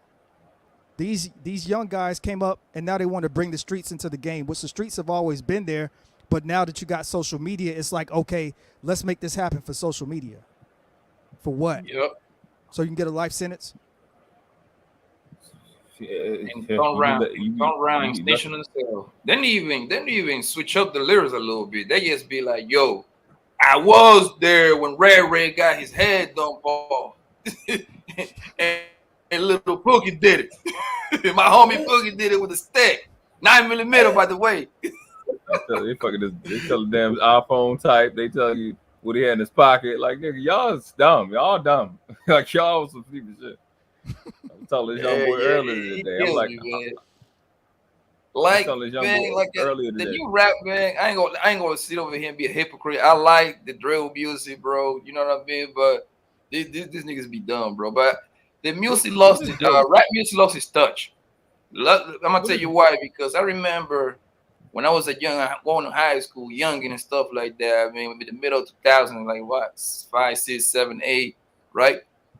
We used to listen to. Obviously, I love me some rap, but the kind of rap's way different. Like I used to be the player rap. You know what I mean? This is where we was the trappers type of rap. You know what I mean? Stuff like that. Now the rap is complete on the other end of the spectrum. Now these guys are tricks. Now these guys they went from being the trappers. Now they are the users. If you really listen to the music, bro, at the end of the trap, I'm high, bro. I'm real high, and I don't even do drugs. Yo, at the end of the record, man, I already don't drink 25 gallons of lean. I don't pack 55 pills. Molly Percocet. Yes, listen, Hey, and I'm gonna call it right now. By 2025, he's gonna be rapper straight up shooting straight meth, bro. That's what's coming next. Like, yo, I'm shooting that meth, pure too. That Walter White blue meth. I got the Walter White. they gonna have that shit in their cereal. Man, he just the rap completely changed, man. And like Nipsey, bro. I think Nipsey, man, like do y'all believe Nipsey was a legend in the rap game in Cali? Yeah, of course. Yeah, he is now.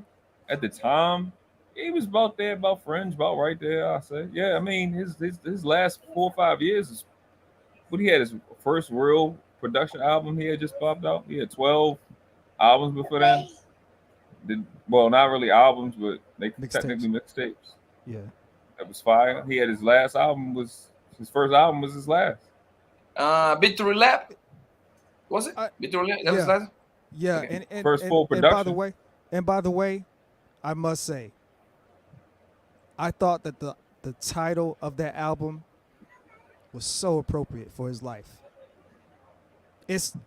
Even the picture on the album cover. It's like, the thing is, if you listen to a lot of Nipsey music, just like if you listen to a lot of Tupac's music, Nipsey knew that he was going to die young. He already knew it. Even in the song that he had come out, I think a couple of years ago, I think it won a Grammy with the one with Khaled on it, and I think it's Khaled and John Legend. Even he has some verses or some words in there at the end of one of his verses, something too late. Look at my fate. Like, I mean, this guy, he already knew what it was. You know what I'm saying? Like, so it's like every time I think about Nipsey, I always come back to Victory Lap, because it's like it's like he went through so much. You know what I'm saying, to get to where he got. And I just look at a lot of people that get out here and complain, you know, and I think about Nipsey a lot. And I just think about the grind that and just everything that he said, man. That's why he's part of the reason why when niggas get to talking and they get to talking about some bullshit, I just tune out. Because I'm like, right. I know the work that he had to put in to get to where he was. And that was only his first commercial album. He had a rough, though. He had a rough. Yeah. His first deal, he got pretty much, they robbed him. I read about that. It was with Priority Record. They rough his ass, boy. Yeah. He only got if I'm mistaken, was it $5,000, which is nothing. This dude, I remember listening to one of his stories, and he was talking about how he had an opportunity to go to Europe and was traveling, you know what I'm saying, Europe sleeping in the back of a van, performing for free, the whole country. That's an investment. Mm-hmm. That's an investment. And part of my short-lived career as an artist, that's one of the things that I think he was trying to get out in his early days, but he just didn't know how to say it, is the investment period. And I was doing what I was doing for the money. And because I was doing what I was doing for the money, it just gets exhausting, because you take the passion out of it. And it basically turns into a job. You know? And you especially when you got to feed yourself too, though. So you got to throw that in the equation. Yeah, man. I want to know what you think. Hey, this is funny, right here. What you think about snitching, man? Do you think that, because first of all, to me, snitch, it would be people doing crime. You know what I mean? And then you, like me, all us four go hit the bank, and then after run snitch me. That's a snitch to me. Now, if you are a normal civilian, now you got all the rights to tell you somebody did something to you. Because the reason I'm asking that, did y'all seen the video that I played earlier? No, Charleston White. Charleston White. Do you see A Black?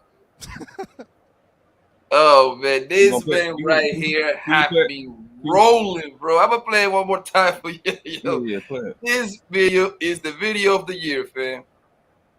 Hold on 1 second, family. Charleston, That, he that not, man be he not saying some rap too wild tight. stuff. That boy crazy. I don't like that. He be dead serious what he be saying. Like he mean it. He I don't like gives that. zero. I think he bad for the. I don't know. I don't want to say he's I don't bad. like that nigga. Yeah, here we Because go. it's almost like he clout chasing almost, but If somebody came to do an investigation into Christianity, what would you start? It's is what telling is, and I want to create a Boy Scout organization. These niggas start telling in school. They the niggas who raise their hand and say, "Teacher, can I take names?" and tell you who talking when you leave the class. They the ones in the hallway writing down names in middle school, dropping notes to the principal, to the kids with the bloodshot red eyes that look like they on pills. They can be law-abiding citizens and great neighborhood watch crime people. We need to train this. We training killers and gangsters. So we need to train niggas from confident, snitching, tattletailing young man that ain't scared to tell on now motherfucker. And teach them how to fight too. So if you fuck with them by telling, they'll kick your ass. Yeah, we need some strong snitches. Nigga. And they proud of it. That way, it help curb the violence in the community. What? No. You got you a snitch that know how to fight, and he'll shoot that pistol too. But he'll snitch. Who can beat him? Not too many people.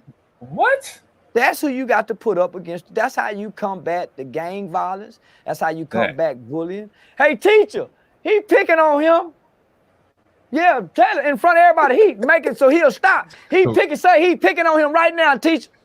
It'll disrupt the class. Who's doing? He here. What he doing? He just got through picking his booty, and he told him stop, and he done it 3 times. No, that's how you break this shit up. Tell on a nigga ass. Niggas damn near move out the city. If everywhere he goes, hey, that's that nigga did that shooting the other day at the club. Say, y'all, there you go. Say, hey, did you shoot that nigga? How many? No. Stop. He's trying to get so basically, what he want to do? This is hilarious. This is gold, bro. This is gold. He want to form snitch gangs. No, he say a super snitch academy. Yo, hey, I ain't gonna lie to you, man. I was watching this last night. Somebody said it to me. They DM me this shit. I was, tears was coming out of my eyes. Yo, when I listen to this shit. Because, what makes it so funny is that he actually believe what he's saying, bro. And it's dead serious, bro. and then he got the glass eye, so his eye don't move. And then I'm not trusting nobody with a glass eye talking like that. I'm just not. It's a trip. It's a this trip though, because it sound like slavery almost. Like you want a set of people to tell on another set of people.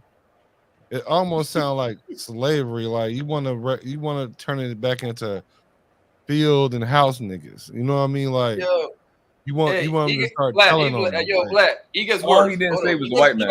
He gets worse. Right. Hold on. He gets worse. Check this out. Worse? It get worse than this? Oh yes. There is some time left. Watch. And watch how many niggas not be so tough no more. The only reason most niggas are tough and so bravado and gung-ho with these guns because they have the snitch rule in effect. And I'm trying to take the snitch rule out of effect and raise proud, honorable, tattletailing, snitching motherfuckers. Don't sit back like it makes sense. But he look like a tattletale. Listen, the kind that'll be willing to get on the stand and tell on a nigga. When they say, like point him out, that's him right there, Your Honor. That's him. That kind. The kind like Spud Boom. Poppy Summer character. When you get me, Oh my gosh. Yo, this man is fucking cold, man. Oh, this is gold, man. Hey, my man was like, yo, you did it. Yo, no, he did it. Hey, son. But look at his face, bro. That's what makes him fucking funny. He's that serious. Hey, I ain't gonna lie, bro. If Charleston White come to Phoenix, Arizona and a stand-up comedy, I swear to God I'm going. And I don't even go to comedy shows like that. I'm buying the VIP ticket. I'm front row. This man is hilarious, bro. He better not come to Baltimore. And he talking like this. They gonna get him. This Stop Snitching was filmed here. Hey, the man say if he got it, I think he got his son like he like 20, like 19 or 20. He say if they both get pulled over and they got some coke on them, he would say his son didn't take him to jail. I saw that video too. I'm like, yo, your officer, he did it. The officer, he did it. Take his criminal ass to jail. I was like, yo, this man is fucking crazy, bro. Yeah. Hey, realistic, bye, man. How you doing, baby? Yo, he gets worse. He gets worse. So hold on. I can imagine it. This We're about to be over. We got like killing us. 3 more minutes. 3 more minutes. I tell on everything you don't even know nothing about. That way, you don't need so much money to get out of jail. Crime won't be so expensive if you learn to commit crime and tell on the people you commit crime with. See, there's a myth that there's honor amongst thieves. And I just want to bring everything back to how it really is. There's no honor amongst thieves. We can't change this, people. I don't know where this last 20-year, 30-year group of individuals trying to come along and try to make the streets sound like it's honorable. The streets have never been honorable. You have always backbite, cross, rob. So snitching is a part of the game. You can't take that out. Most people who snitch win. You play to win, don't you? That's not true at all. You That's should be not true playing at to all. win. That's I'm not gonna the sell truth. all this dope. I'm gonna commit all these crimes. I'm gonna kill all these people. And when it's time for me to pay, hey, I killed with Larry, me and Sean done something together. Now listen, I got 4 more murders I'll tell y'all about, but what can y'all give me? What can y'all give me? So I'm not worried about getting in no motherfucking trouble.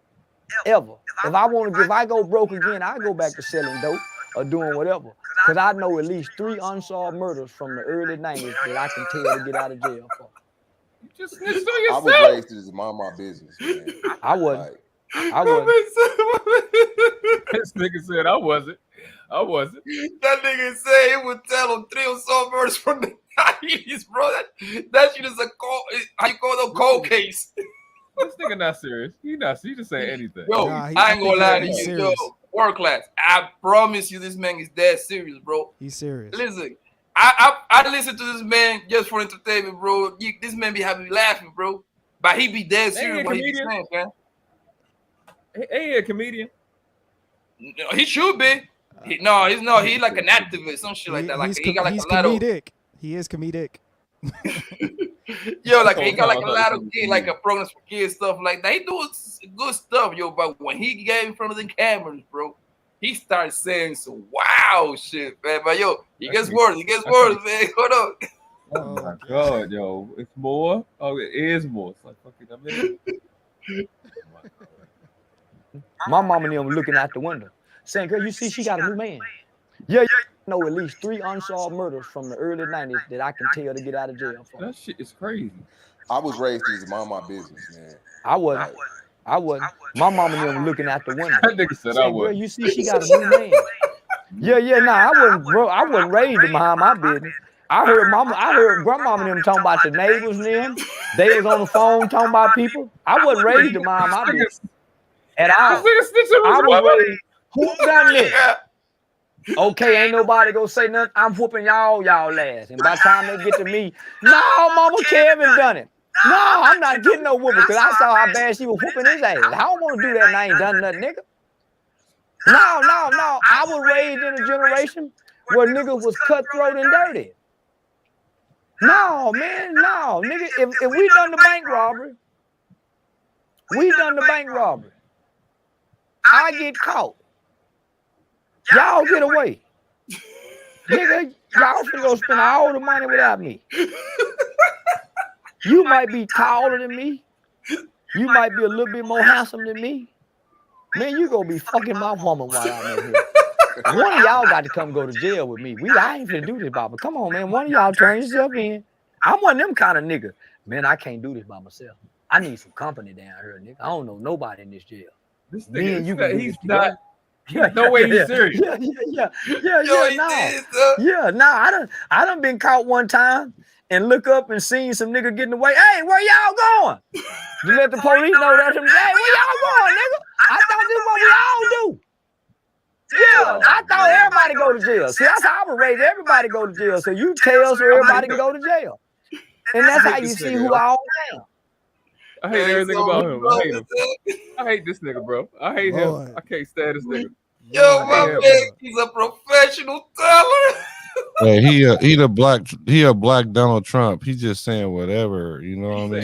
Trump don't got nothing on this, man. Yo, I'm telling you, I think he's wasting his talent, bro. If that man say I'm gonna do comedy fag, this man would be the next king of comedy, son. This man is hilarious, man. He telling you this with a straight face, bro. Look at his face, and then he look funny. You know who he described? Do y'all remember the Wire, Omar? On the Wire? Yeah. I never seen it. Omar used to be a killer. You never seen Omar used to be a Wire? killer. Nigga, I lived it. I don't even see that on TV. Hey, you like me? I didn't watch The Wire either. Why I need to watch serious? somebody else's hood when I grew up in one? That's true. That's I'm true. good. I ain't want. I see that shit every day. I'm good. I don't want to say I'm not watching. Bro, like Omar on the Wire, he was a killer, and then he was an LGBT guy, and then he was a snitch, and then he was a lover. He was. That's what he described on what he just said. Charleston White, like, yo, I'm a train and snitch to tell. I'm gonna teach him how to chew. I'm gonna teach him how to fight. Everybody was scared of Omar. Yo, think about it, man. Somebody like that is dangerous, bro. Like, you cannot beat him because he's gonna tell on you. You cannot shoot him. You better get him out of here if you're gonna do that. He's gonna tell on you. He's gonna rob you and tell on you at the same time. Yeah. Come on, man. This nigga said if they caught me and I see y'all getting away, hey, where y'all going? Yo, he was worried about like, yo, he was more handsome than me. You wanna go fuck my wife? I ain't gonna do this by myself. Y'all gonna be spending my money, spending all the money without me, hitting my woman. One of y'all got to come do some time with me. I hate that nigga. Charleston White is hilarious. He the type of dude. He the type of dude that if we did a crime together, I got caught, did not snitch on him, he'll be trying to smash my girl while I'm in jail. He one of them. But the crazy part, look, I'm gonna tell you why I respect the guy, man. He letting you know if the real he ain't with it. So why are you even doing something with him? Yeah, I guess. Yeah. It's kind of like everybody be on that. What's that whole name, man? Brittany Renner. Yo, I love Brittany Renner, bro. She telling you what she is off the get-go. That's an advantage right there. She telling you, hey, man, we can have fun. But listen, if you shoot my club up, guess what? I'm keeping it. I'm gonna put you in an 18-year contract. You know that, right? She told this, 5-6 years ago? And guess what? Because we was an idiot that turned around and did exactly what she said. She's like Moses, bro. She actually predict her own future. That boy was like 17 at that time. You know what I'm saying? Like, whatever his name is, PJ Walker. Yeah. No, homeboy was like 21. No, homeboy was like 2021, bro. At that time, 5 years ago? 6 years ago? No. She did a video like 5-6 years ago, but yeah, the baby I'm saying how old more than 2 years ago. How old was he when she did that video? Yeah, he probably was in college level. He was in college. Yeah, he's probably a kid. Yeah, but still, bro, like he saw that video, bro. When something like listen, bro, I don't know, but I don't care if you're in college, bro. When you see a girl telling you, hey man, if you want to get a check, man, all you have to do is just mess with the athletes. They like to go raw anyway. Bro, you gotta protect yourself all the time. I don't blame that hoe, bro. But you know how niggas act. You know how niggas act with funny looking light skinned girls. You know how they are. And still, bro, you're supposed to use her like it's mandatory, man. Recreational purposes, man. It's like yo, she telling you off the rip, like what she is. It's kind of like with a prostitute, my nigga. You know what she is. What the hell you going raw in a prostitute? Once you get something, then you want to blend the prostitute? No, it's up to you. You bought the pussy for $200, man. You supposed to strap up. $200. You still not about to make. Well, what you mean? Y'all not about to make no snitching cool. Up front or not up front, that shit ain't cool. That's not cool. Like nobody. I got a whole series called Race Trader 101. Nobody needs a trader. Like that doesn't help anybody. I don't want. And then this is what he said to make me mad. He said most of the dudes that snitch win. No, they not. If I gotta fucking negotiate with you about how long I'm gonna be in jail, I lost. I didn't win. Fuck. The crazy part is, bro. Every neighborhood they gotta pay a snitch in there, bro. The crazy part is people don't know who he is. Nigga, that's why, man. You gotta leave them alone, fam. You just gotta leave them alone. Number one snitch in the hood is niggas' mamas. They be snitching on them boys in a heartbeat. They'll tell that police officer anything to get them out the house. You be running around here with that Jamal. I know Jamal got a record. That thing is hilarious, man. He just stop going to school. They be up there at the corner at that house with that girl. The girl. They be, you know what? They be smoking that weed. But you know what's crazy? Charleston White actually being all through California. He be talking shit about California. He actually be in California, but guess what? He hired the sheriff department to scold him around. So he be talking about. It's easy to talk like that when you're not in them streets like that, because if everybody know that you're a snitch or you gonna tell, I don't care if you know how to fight or not, you're gonna come up missing. Yeah, I don't know, man, because I'm gonna be honest with you, bro. Like I know I'm gonna tell you, like for example, I'm in Phoenix right now. I know about these two snitches, bro, that don't put niggas down for years, man. These niggas be outside the club, bro. And listen, I seen the paperwork and everything, dog. You know what I mean? I don't think the street is fierce like that. I mean, it's more guns now. Don't get it twisted. But what I'm trying to say is simple, bro. There is no more principle. There is no more morals. You know what I mean? Before, you have to get the fuck up out the city, bro. Like, I mean, you can still be alive, but you going like if you in New York, you better take you out to Milwaukee or some shit like that. Now, this nigga just chilling outside, bro, and everybody know he tell. But guess what? If he cool, if he making money and like he taking you out, people kind of forget that part. Hey man, he cool, man. He ain't told on me, so he cool. I don't care. It's because it's strategic. I learned when I was young. I had some real OGs that did horrible things, and they already told me the game. You sell drugs, you got to pay the police, and you can only hit the people that the police let you hit. So the dudes that would do something to these dudes that's snitching, they get strategically took out. It's all military application. So it's easy for me to survive because the people I was around, we referred to people as civilians. We wasn't talking about no gangs. So we don't mess with civilians. Because a lot of these hood dudes are military trained, or I just say off-book training. How about that? And it's strategic, bro. So it's not like it has anything to do with the game. It has everything to do with the game because those of us as brown skin in North America got into crime heavily as a career because of the Italians and the like. Because the Italians was looked at as these shit genetic people from Europe. And so when they got here, they was like, oh, so fuck us. Okay, cool. And that's when they created the mob or expanded the mob here. And that's when we learn how to make money from them. Yeah, we learn how to make money from them. And that's why you like your Louis, Gucci, Ferrari, Lamborghini. You like it because of these niggas. You don't like it because of nothing else. But you know what's funny, world class? Mm-hmm. Like if you look at the Italian mob, bro, because I watch a lot of stuff like that. They're all and they'll tell them, all of them. Like it's only a few that didn't talk, but all of them be on Black TV talk about, yeah, man, I gave information, motherfucker. No, you told, bro. Yeah, I mean, you got think about this one, man. Sammy the Bull, bro. This man was convicted. He will either smoke or he was part of the hit. of 19 people, bro. This man got 5 years, man. 5 years. You know why? Because the federal government was in love with John Gotti. How the hell? Like, this is a serial killer, fam. How the hell he getting that? How the fuck he get 5 years? That's why they love him. Bro, it's two different worlds in the hood, bro.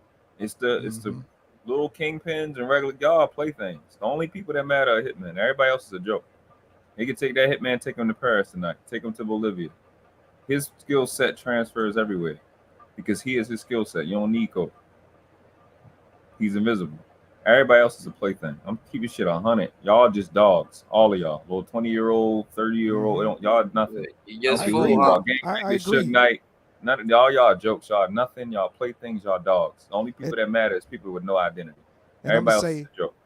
Yeah, and I agree with that. You should have Because said.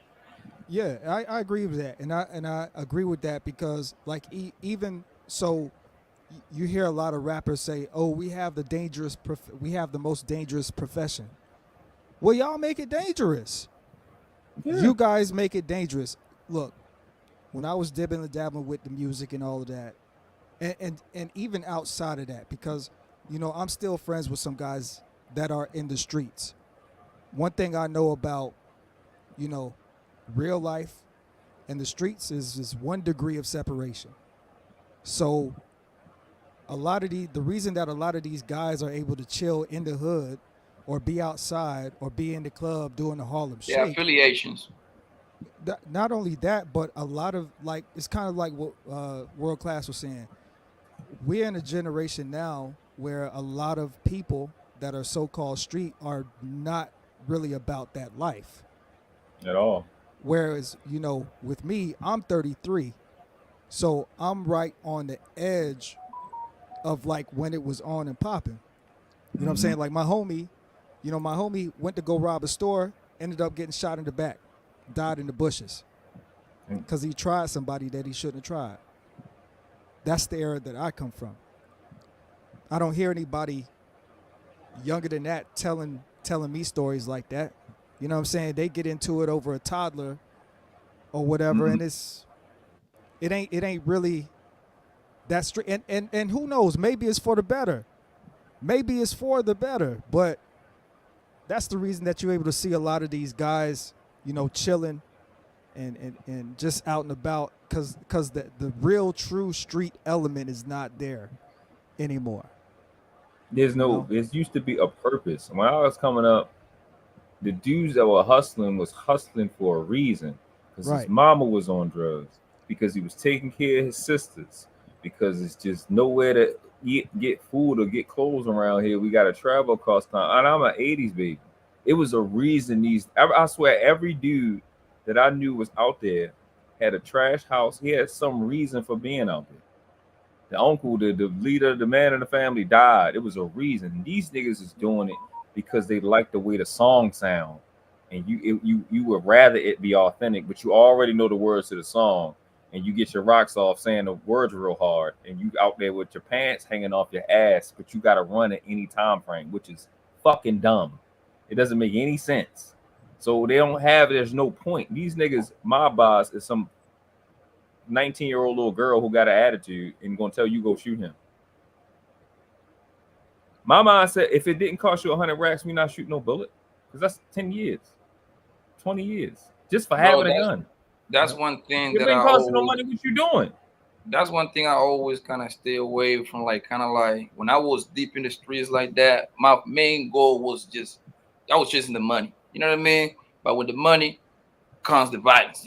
Those two come together when you outside. So you have to literally, I was like, I'm gonna be honest with you, man. When I was out there like that, bro, I never thought that I was gonna see go past 21, 25. You know what I mean? That's the life, man. And the thing is, brother got killed at 21. You start working like a robber because you in there, so you breathe in the hood. You every day in there, fam. You know what I mean? So it's normal for a homie. I got so numb to this shit, bro. Every other month, yo, getting that call. Hey, such and such got clapped. Right. Oh man, let's go. We gotta go with the funeral. You know what I mean? Or who did it? Because everybody in the hood know who's doing what. So who did it? Man? You gotta do something back. So The problem is, bro, is that there is no more. He definitely is no more OG no more, fam. You know what I mean? Usually the OG, he was kind of fucked up, but he at the same time he was kind of guide you a little bit. Yeah. Now, yo, like listen, you know, every generation that comes, he always seems to be worse. Like for example, when me and my people was outside, they used to call us like, yo, we are fucking dangerous. You know what I mean? Nah, nigga, ain't comparing to this new nigga. At least we have respect. Meaning, like, if me and Zone have a problem, since me and him live in the same state, right, in the same city, if I catch Zone outside, let's say at Walmart, right, and he was with his baby mama, he get a pass because that guy ain't got nothing to do with what me and him got going on. Now, forward 2022, I catch Zone outside with his baby mama, I'm giving it to him, and his baby mama should look at me. You see what I'm saying? So now it's like there is no more rules, bro. There is completely no more rules, fam. Like you got people just hitting kids. Yo, this shit broke my heart last year, bro. Like it was in Chicago. I saw this video, bro. You seen that video, the McDonald guy? Like he went to McDonald with his little kid. I think he was like a little boy. The ops see the man just dropping his little kid. Oh, I think I remember seeing that. They clap. They was trying to clap him. Yeah, it happened last summer. I think it was it a. I thought it was a little girl, right? Okay. No, okay. The guy got spot on. Yeah, he's supposed to be a BDG. I don't know what step he was. Whoever the other people was, obviously his ops. They got issues. They caught him at McDonald's. Obviously, homie wasn't paying attention to it well. Right. Yeah. They saw him putting his baby in the car and everything, and the car pulled door and spread the whole car. Popped the little girl. I don't know if it was a little girl. I want to see it's a little girl. I think. I feel like it was a little girl. I feel like I remember. Yeah, I think the home girl could little girl wasn't more than 4 to 5, something like that. She was real little. Yeah. Bro, that broke my heart right there, son. Because I'm like, yo, you seen this man putting his kid in the car, fam? Like that right there, he should have been off. Hey, that's why shout out to Mr. Palmer. Talking about these baby mama terrorists, that's the problem, because I constantly say this. These children live in a Stockholm syndrome facility called a single mother household, and they watch the mothers beat the fucking shit out the children with complete disregard, and they don't really think of child as a sacred place. They don't really think that. So if the baby is watching other babies not get respect, then those babies end up being preteens, and that's the same thing. They all think the same thing. Nobody care. I gotta live this. The only time I fail is when I'm listening to this rap song. So I gotta live the rap song on the video. That's it, man. We watch abuse all day. People gonna keep talking about our people, so-called black people in this country. Nigga, fucking child abuse, child murder, and that is the foundation of who and what we are. That's it. Facts. Everybody would talk about every other fucking thing. Child, white, what y'all call it? White supremacy. Fuck that shit. It's black females beating the fucking shit out of children every day. That is the epitome of what we are. That's 70+% of what we watch every day. That a child is a fucking extension of her consumer experience. They're not mothers. They just little two-legged bitches that can breed. They want some shit they can't tell them no. All I know is she's gonna get worse, bro. I know people. I know there's a lot of channels out here, but I don't see nothing getting better. I think we haven't even hit bottom yet. Sidebar, real quick, because I just came. You know what I'm saying? I just came from the barber, right? And one of the things that we were talking about on my way out was I was telling him how my sister. So, because I'm from South Carolina, but you know, I'm an Arizona kid, you know, deep down inside, but I'm from South Carolina. But I was telling him how my sister said she wanted to go to the beach, Myrtle Beach in South Carolina. And I was telling my barber, I'm like, yo, you know, I don't sit down and think about the past like that. I don't sit down and think about nothing. You're reminiscing the past? Yeah, because I'm always on the go. I'm always trying to get to that next level. I'm always trying to, you know, improve my lifestyle. I'm always trying to get it. You know what I'm saying? Like, I'm always moving forward. But when she said that, I don't know if I was at a stoplight or I just remember being still. And I started reminiscing about the past. I'm like, I don't have any reason to go back to South Carolina. I don't have any reason to go back there, buy a house. I made it. I don't have a reason. to do that. You know what I'm saying? And I feel like it's weird because I feel like if I ever went back and stayed for a long period of time, I felt like something might happen. And we were talking about a few other things, but we were talking about just the youth. And I was telling, then we were bouncing around with the whole Roe versus Wade and just talking about how laws are changing now and how the young people and even millennials to a degree are throwing a fit. And I was just like, yo, I don't give a fuck about none of this shit. And I'm gonna tell you why. Because I'm just now realizing that I'm not dysfunctional like that because I had a village that raised me. Because I was raised by my grandparents for the first half of my life. And then my mom, she took custody of me when I was like 13 or so. And I was with my mom and my stepdad. And then I would be with my cousins on some weekends. My aunt and uncle, you know, we go on vacations some summers. But I say all of that to say this. That's why I'm not really fucked up like that, because I was in each household. The moralization was the stand. Like when it follow grandparents' rules. When it came to, you know, all of us believe in God. I know some people don't believe in God. Some people, you know, aren't really like that. But each household was the same. It wasn't like when I left my mom's house and went back to my grandparents were going to be trying to undo what my mom did and vice versa. And then when I went over to my aunt and uncle's house, my cousins and my aunts and uncles, they're not trying to undo what my grandparents and my mom did. It was solid communication all the way around, basically my entire life. And a lot of these kids today, they don't have that kind of infrastructure, which leads back to what World Class was saying. You got a bunch of single moms out here that's beating the shit out of these kids. And that's messing these kids up in the head. And so, first of all, when it comes, and you know, when we were talking about the Roe versus Wade, I'm like, yo, that shit don't affect me. Why? Because, first of all, you're not really, I don't care if you're male or female, you're not supposed to be being reckless with your body to begin with. Facts. I said on my live last stream, bro. I mean, 2 lives. Like I said the same thing, bro. Like if you manage your bots properly, you wouldn't have to worry about that. Yeah, you know, and I'm not even trying to, you know, make it about that, but I'm just saying, like, a lot of these young people, they don't have no. This generation is the generation that says, if I jump off a cliff, are you gonna go? Hell yeah, they're gonna go. You just seen the senator shaking her ass on Instagram for votes. That was funny. We in a time where the people, there's no kind of backing at all. It's like they zombies, and they just gonna go. A state senator, bro. As somebody that's supposed to be of respect, supposed to be an idol. If you really think about it, I gotta be like the youngest person I ever heard being a senator. She like what, 28, I believe. 28, yeah. Bro, the youngest senator I ever heard about was like 35, something like that. And I thought I was young. This girl was 20, but then again, I started reading about it. I know what she's doing. It's an agenda being pushed. She's an LGBT person.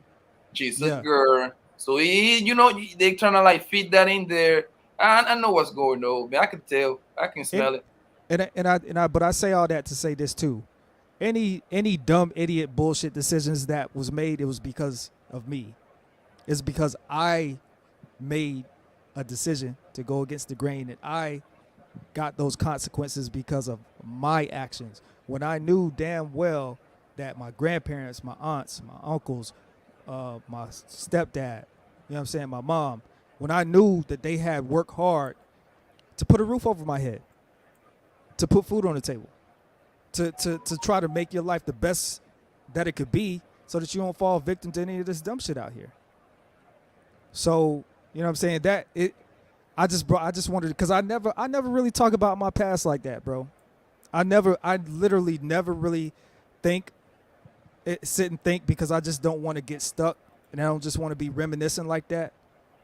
But it was just a conversation that we were having, And I'm just like, and I was even telling him how when I was growing up in South Carolina, how I was always telling my classmates, yo, when we graduate high school, I'm out of here. The day that we graduate high school, I'm out of here. I'm moving to the West Coast, you know, and I didn't realize that because I was speaking my actions and telling what I'm gonna do, I didn't realize that it was building up what you call it, envy in other people. Because I saw something somebody put on Facebook about me the other day when they were like, yo, you've been talking about you was gonna do this since the 9th grade or the 10th grade. And the fact that they remember some of those things is like, damn, y'all still remember I said that? You know what I'm saying? And so it's, yeah, man, with these, I was blessed and fortunate, and that's what's missing with today's young people is people really underestimate the value of family. Yeah, They there's really no do. family no more, bro. There is no family structure at all. Because, bro, I mean, we're in the same spot right now, pretty much. Man, grandma is outside with her daughter. Grandma is outside check, bro.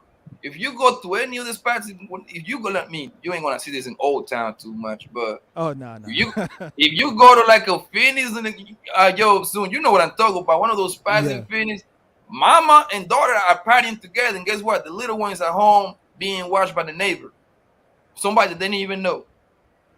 Mama and daughter is outside twerking, fam.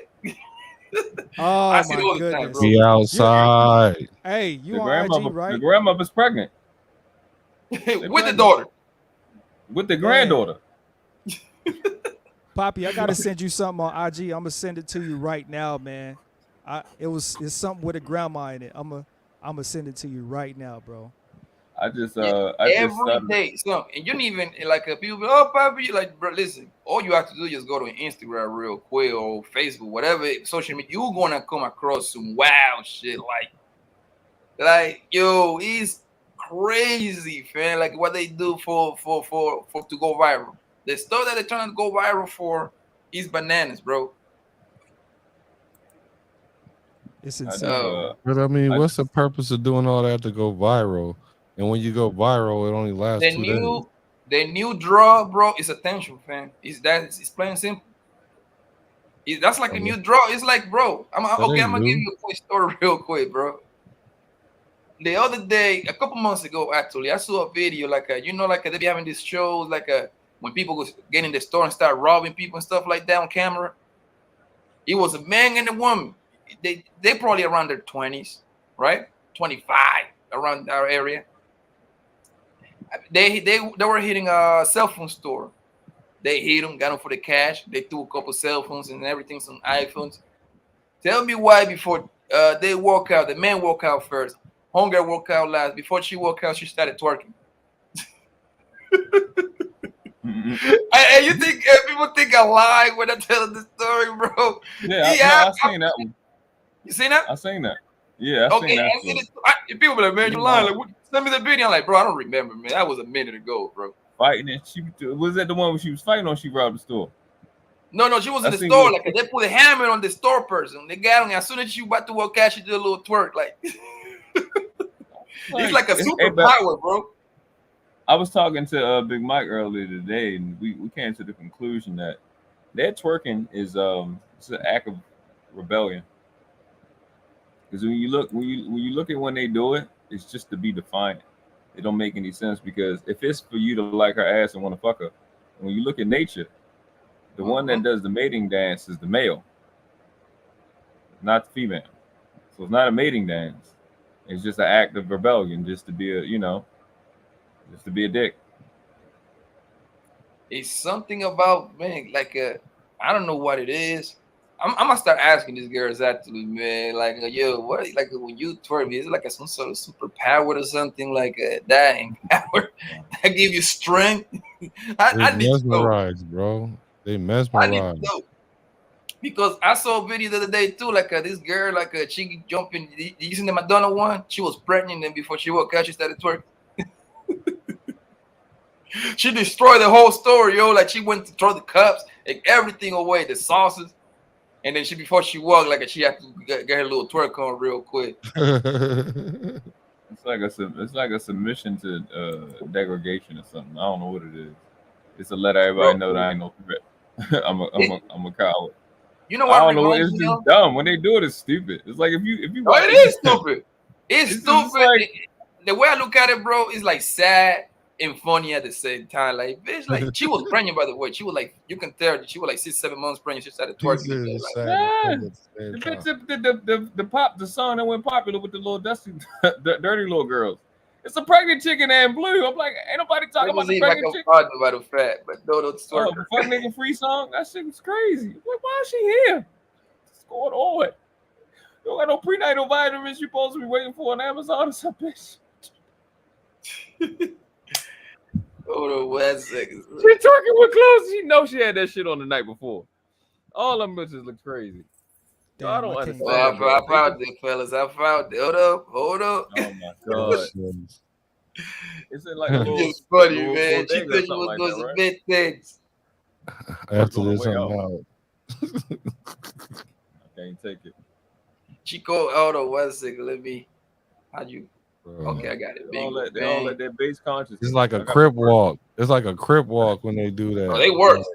Great nigga, at least you have to be in the set. Now everybody twerk, man. Even big girls be twerking out here, man. That's like the superpower, bro. Dudes is twerking too, so.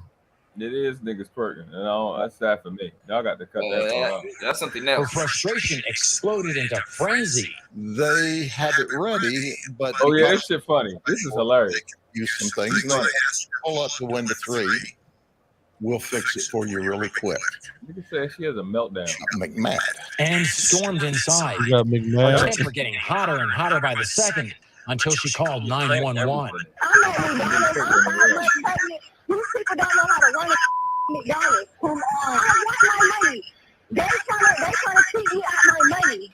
I want my money. The sheriff says Jones' sister tried to get her to chill. Nope. Employees offered to reimburse her. She calling her boyfriend right there. She flipped out even more, whacking a sign off the counter that barely missed hitting an employee.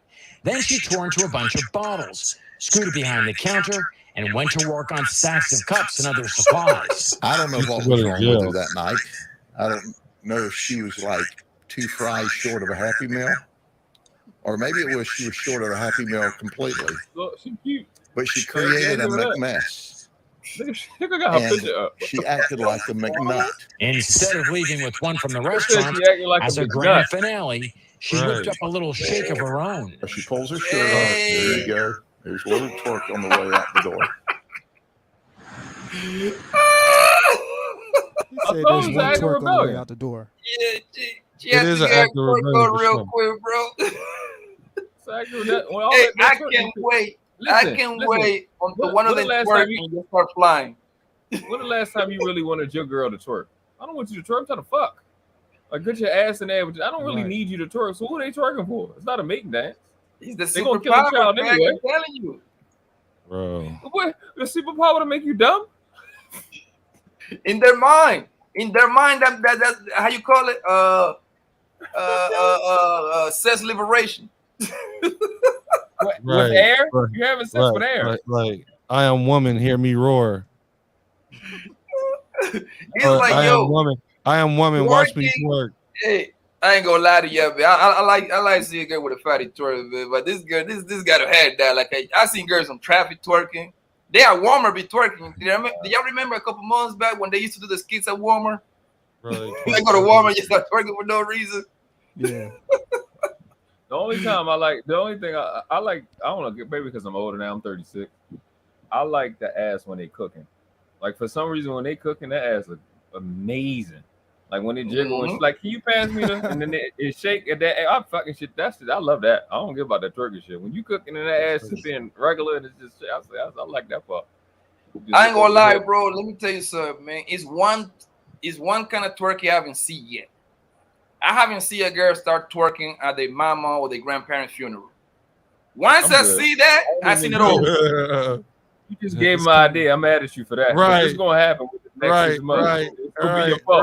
Right. That's all it takes. Right back to that. I haven't seen that one yet. I'm pretty sure if I look wait to on YouTube, I'm pretty sure I might find a video. But once I see that, I seen it all, bro. Somebody gonna be playing your shit in their car, and then they gonna have an idea. Somebody's grandmother they gonna die. It's gonna be because of Poppy. They gonna be in there twerking all on the left side. I can see it already. It's gonna be because of you. You gonna get the like baby daddy. Oh man, you was up. That's what's gonna happen. Hey, I'm calling it right now. It's gonna be the baby daddy. They don't like the nigga. And then she gonna go into the whole funeral and be like, "Oh fuck you, nigga!" And gonna get a little twerk on right on top of the casket too. I can see it, bro. I smell it. It's coming. It's gonna happen. It's gonna happen. I haven't seen. I know if I search, I found it. I haven't really do my little search real quick, but I don't want to. I want to see it. I wish you would twerk on my grandmother's funeral. I'll punch you in your throat so fast, right in the throat. Out of here. Yeah, man. All right, fellas, man, we're about to go into an end, man. I gotta go run an errand real quick. What's up, man? Any final stars, man? Like first, I appreciate for everybody coming over here, man. The chat and my man over here, E Black, my man World Class, my man Son, man. It's always good talking to y'all guys, man. Definitely. Yes, sir. Please subscribe to. I posted your channel links all over to the chat.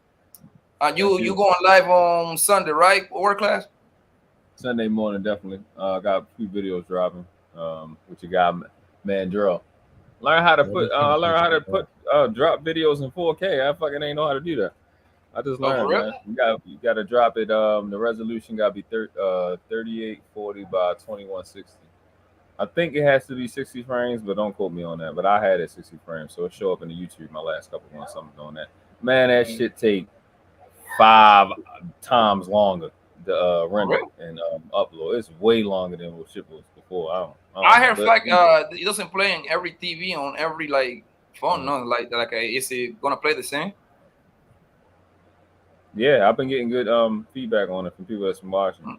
They said the shit much crispier. So yeah, I had my computer capable. I just ain't never fucking know. So I just kept putting 1080p, 19 by 20 and shit. But the resolution is 38. My man working growing out here in this YouTube streets, man. We need Zone to start dropping videos, man. So you come on, man. You talk too good to over here to be quiet. We need I'm a busy dude, man. But I know I'm gonna try to get on it, man. I'm gonna try to get. Just put one out a week, man. Just do a response like you did with Gail. I think that was dope. I think what you did with Gail, like when you do something, just when you speak it and just drop it back on your channel, screenshot it, drop it back on your channel. Word. Like I think one of the biggest examples. Kevin is gone, but what Lapeef do when they do lives, they just chop their shit up and make little quick videos about it. I think that's like one of the best formats people can copy of. I mean, I like their content, but their format is fire. They'll have a live, they'll chop it up, put a particular topic, isolate it, give you like a little preview what's the conversation gonna be about, run their intro, run it through, outro. That shit dope. That's a good format. So for those of y'all that just be on panels, it's a good way to start so you don't have to repeat yourself over and over. Yeah. That's exactly how I started actually doing like a bunch of appearances somewhere else and then drop it on my stuff, and then that gave me the confidence a little bit to start like doing my own thing. But doing like a quote unquote, how you call that, collaboration or guest appearances on these people. Yeah.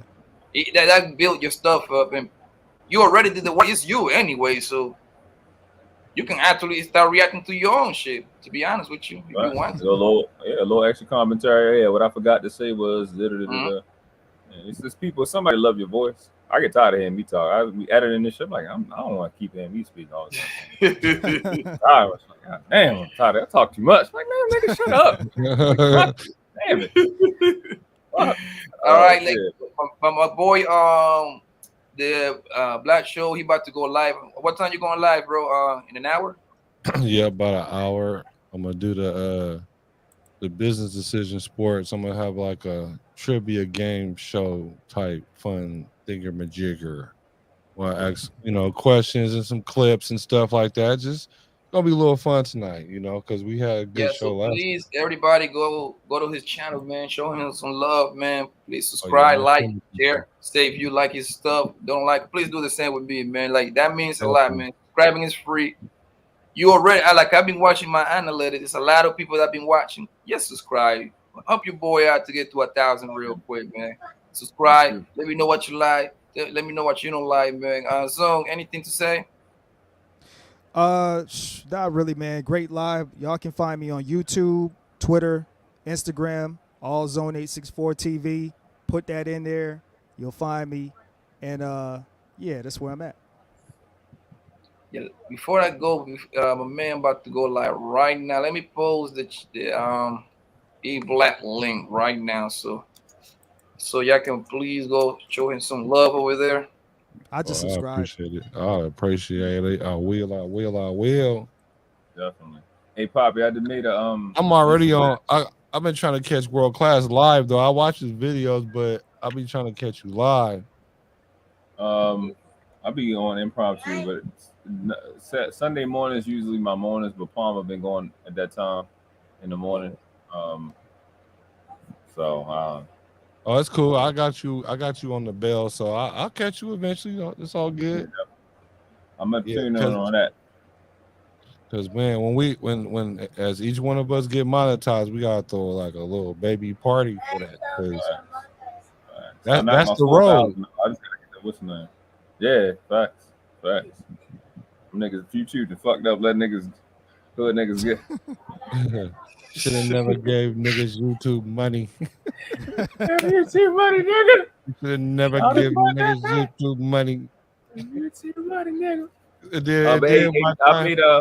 I created a Instagram for the channel. Poppy, I did a follow. I have no idea how to use Instagram, so I got a lot of studying to do. You on Instagram?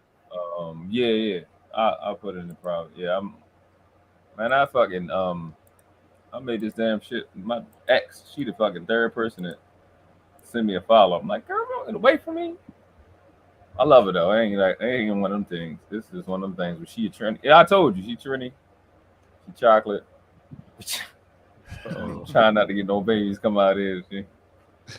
Have me on Charles, boy. I'll be on fucking Palmer channel crying and shit. That makes for good content.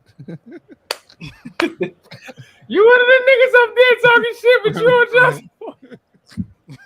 Yo, that's all day right there. Woo. I mean, she like, it's this thick, it's big. And I'm just like, man, I'm gonna give her and let me get away from it. But yeah, man, I'm learning how to put that, you know how Kevin Samuels was doing it, trying to learn how to do the Instagram, YouTube type of compilation. Yeah. Hey, I'm wondering. I've been just sitting back watching the whole Kevin Samuels thing, right?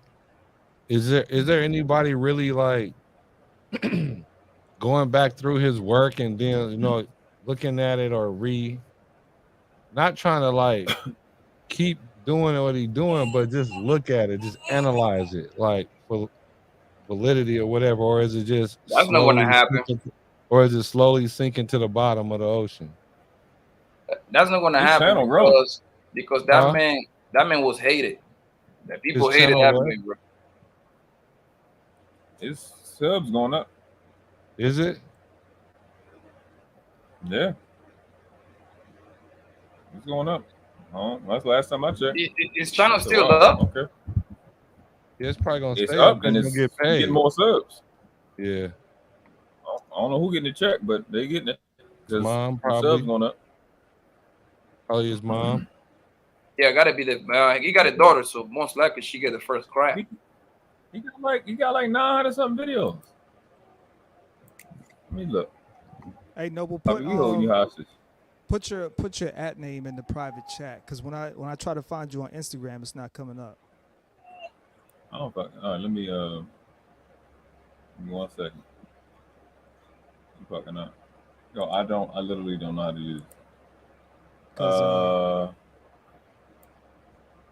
Let me see. It's deep world class. I just put all the people. So you gotta add it, right? That's what y'all say. Add it. Yeah. Should be it. When I tell you this is like the first week I've been on Instagram, I have no idea what I'm doing. We're gonna figure it out together. That's what I'm saying. I appreciate y'all.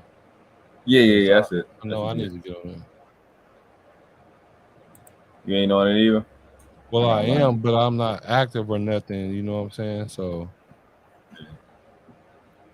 I'm gonna just use it for put the content on there. I'm gonna put all my shorts. Yeah, on there. you need your social media, bro. Now you got need 4 that. followers. Do. I'm talking about. I appreciate you, though. I post all your links again over here, so if y'all don't got each other channel, y'all can go ahead and look at the chat and click on it. That's what's up. Yeah, let me get out of here, man, Yeah. before it gets too late. All right, bro. Hey, man, any final thoughts, family? Let me start That's with it, man. No Yeah, snitching. y'all be safe. Yeah, definitely. On the top, yeah, man. On the topic, man. It's not cute. It's not funny. A lot of people get hurt Right. from snitching. A lot of people get hurt from snitching, like in real life. Right. Life, other stuff. Nah, when you do crime with somebody, man. Again, I just make it quick. Nobody likes a traitor. Nobody likes a traitor. Even the team you trading to, they don't respect you because they wouldn't respect theirs. A cop snitched on other cops. It's a whole thing about cops snitching on cops. They don't like it, so they don't like you. Don't put yourself in that position. Just be disciplined and don't freaking don't put yourself in that position, man. Learn. There's a lot of self-development stuff out here, a lot of free information to put yourself in position to earn money and earn money from your phone nowadays. I wish I would have known this a long time ago. Yeah. And the library was free. Before we had the phone, we had a free library, and you can request the book, and they'll get it for you. So, yeah, it's no excuse, man. You to be a trader. I don't care. Y'all keep calling it snitching. It's being a trader. That's what it is. So, if you got that habit of being a trader, you worthless. You useless. You useful to nobody. So, don't. It's not cute. It's not funny. It's real. You can get hurt. So that's it. Yeah. Zong, any last word, my man? Nah, man. Y'all go ahead and follow me on that IG too, man. Cause I'm gonna start going live on IG because I don't like going live on YouTube all the time. So find me on IG, Zone864 TV, and I do follow back if you don't got a lot of bullshit on your channel. Yes, sir. E Black, man, what you got going on? Any last word? Yeah, I'm EBH Black, not E Black, because I don't want E Black come looking for me. Shout out to E Black. He from the town. Me.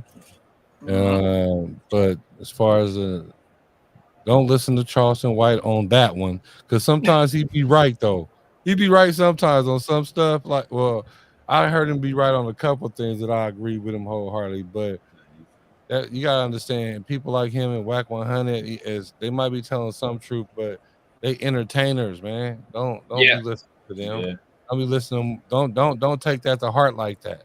You know what I'm saying? And snitching, I mean, like, man, don't nobody like a tattletale. And like Bruh said, it's even more better. You said it better. It's no one likes a traitor. That's really all it boils down to, for real. No one likes a traitor. Yeah, now about White 100, that nigga, he better be careful, bro. Because now he be talking some greasy stuff and he be outside too, so he might want to chill out.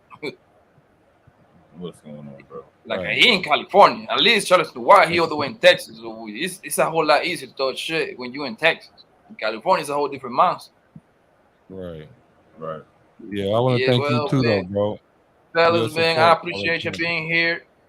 So let me go ahead and close this down, man. Hey, please subscribe, share, and like the video. Let me know what you think. Let me know what you like. If you got any idea, any video that you want me to talk about, man, you know how to reach me, man. Get at me on my Instagram or send me a message to on YouTube, whatever. Have a good, safe weekend. Don't drink and drive. All right? Right. Yes, I'll sir. see you later, Peace. family. Peace. All right, peace, bro.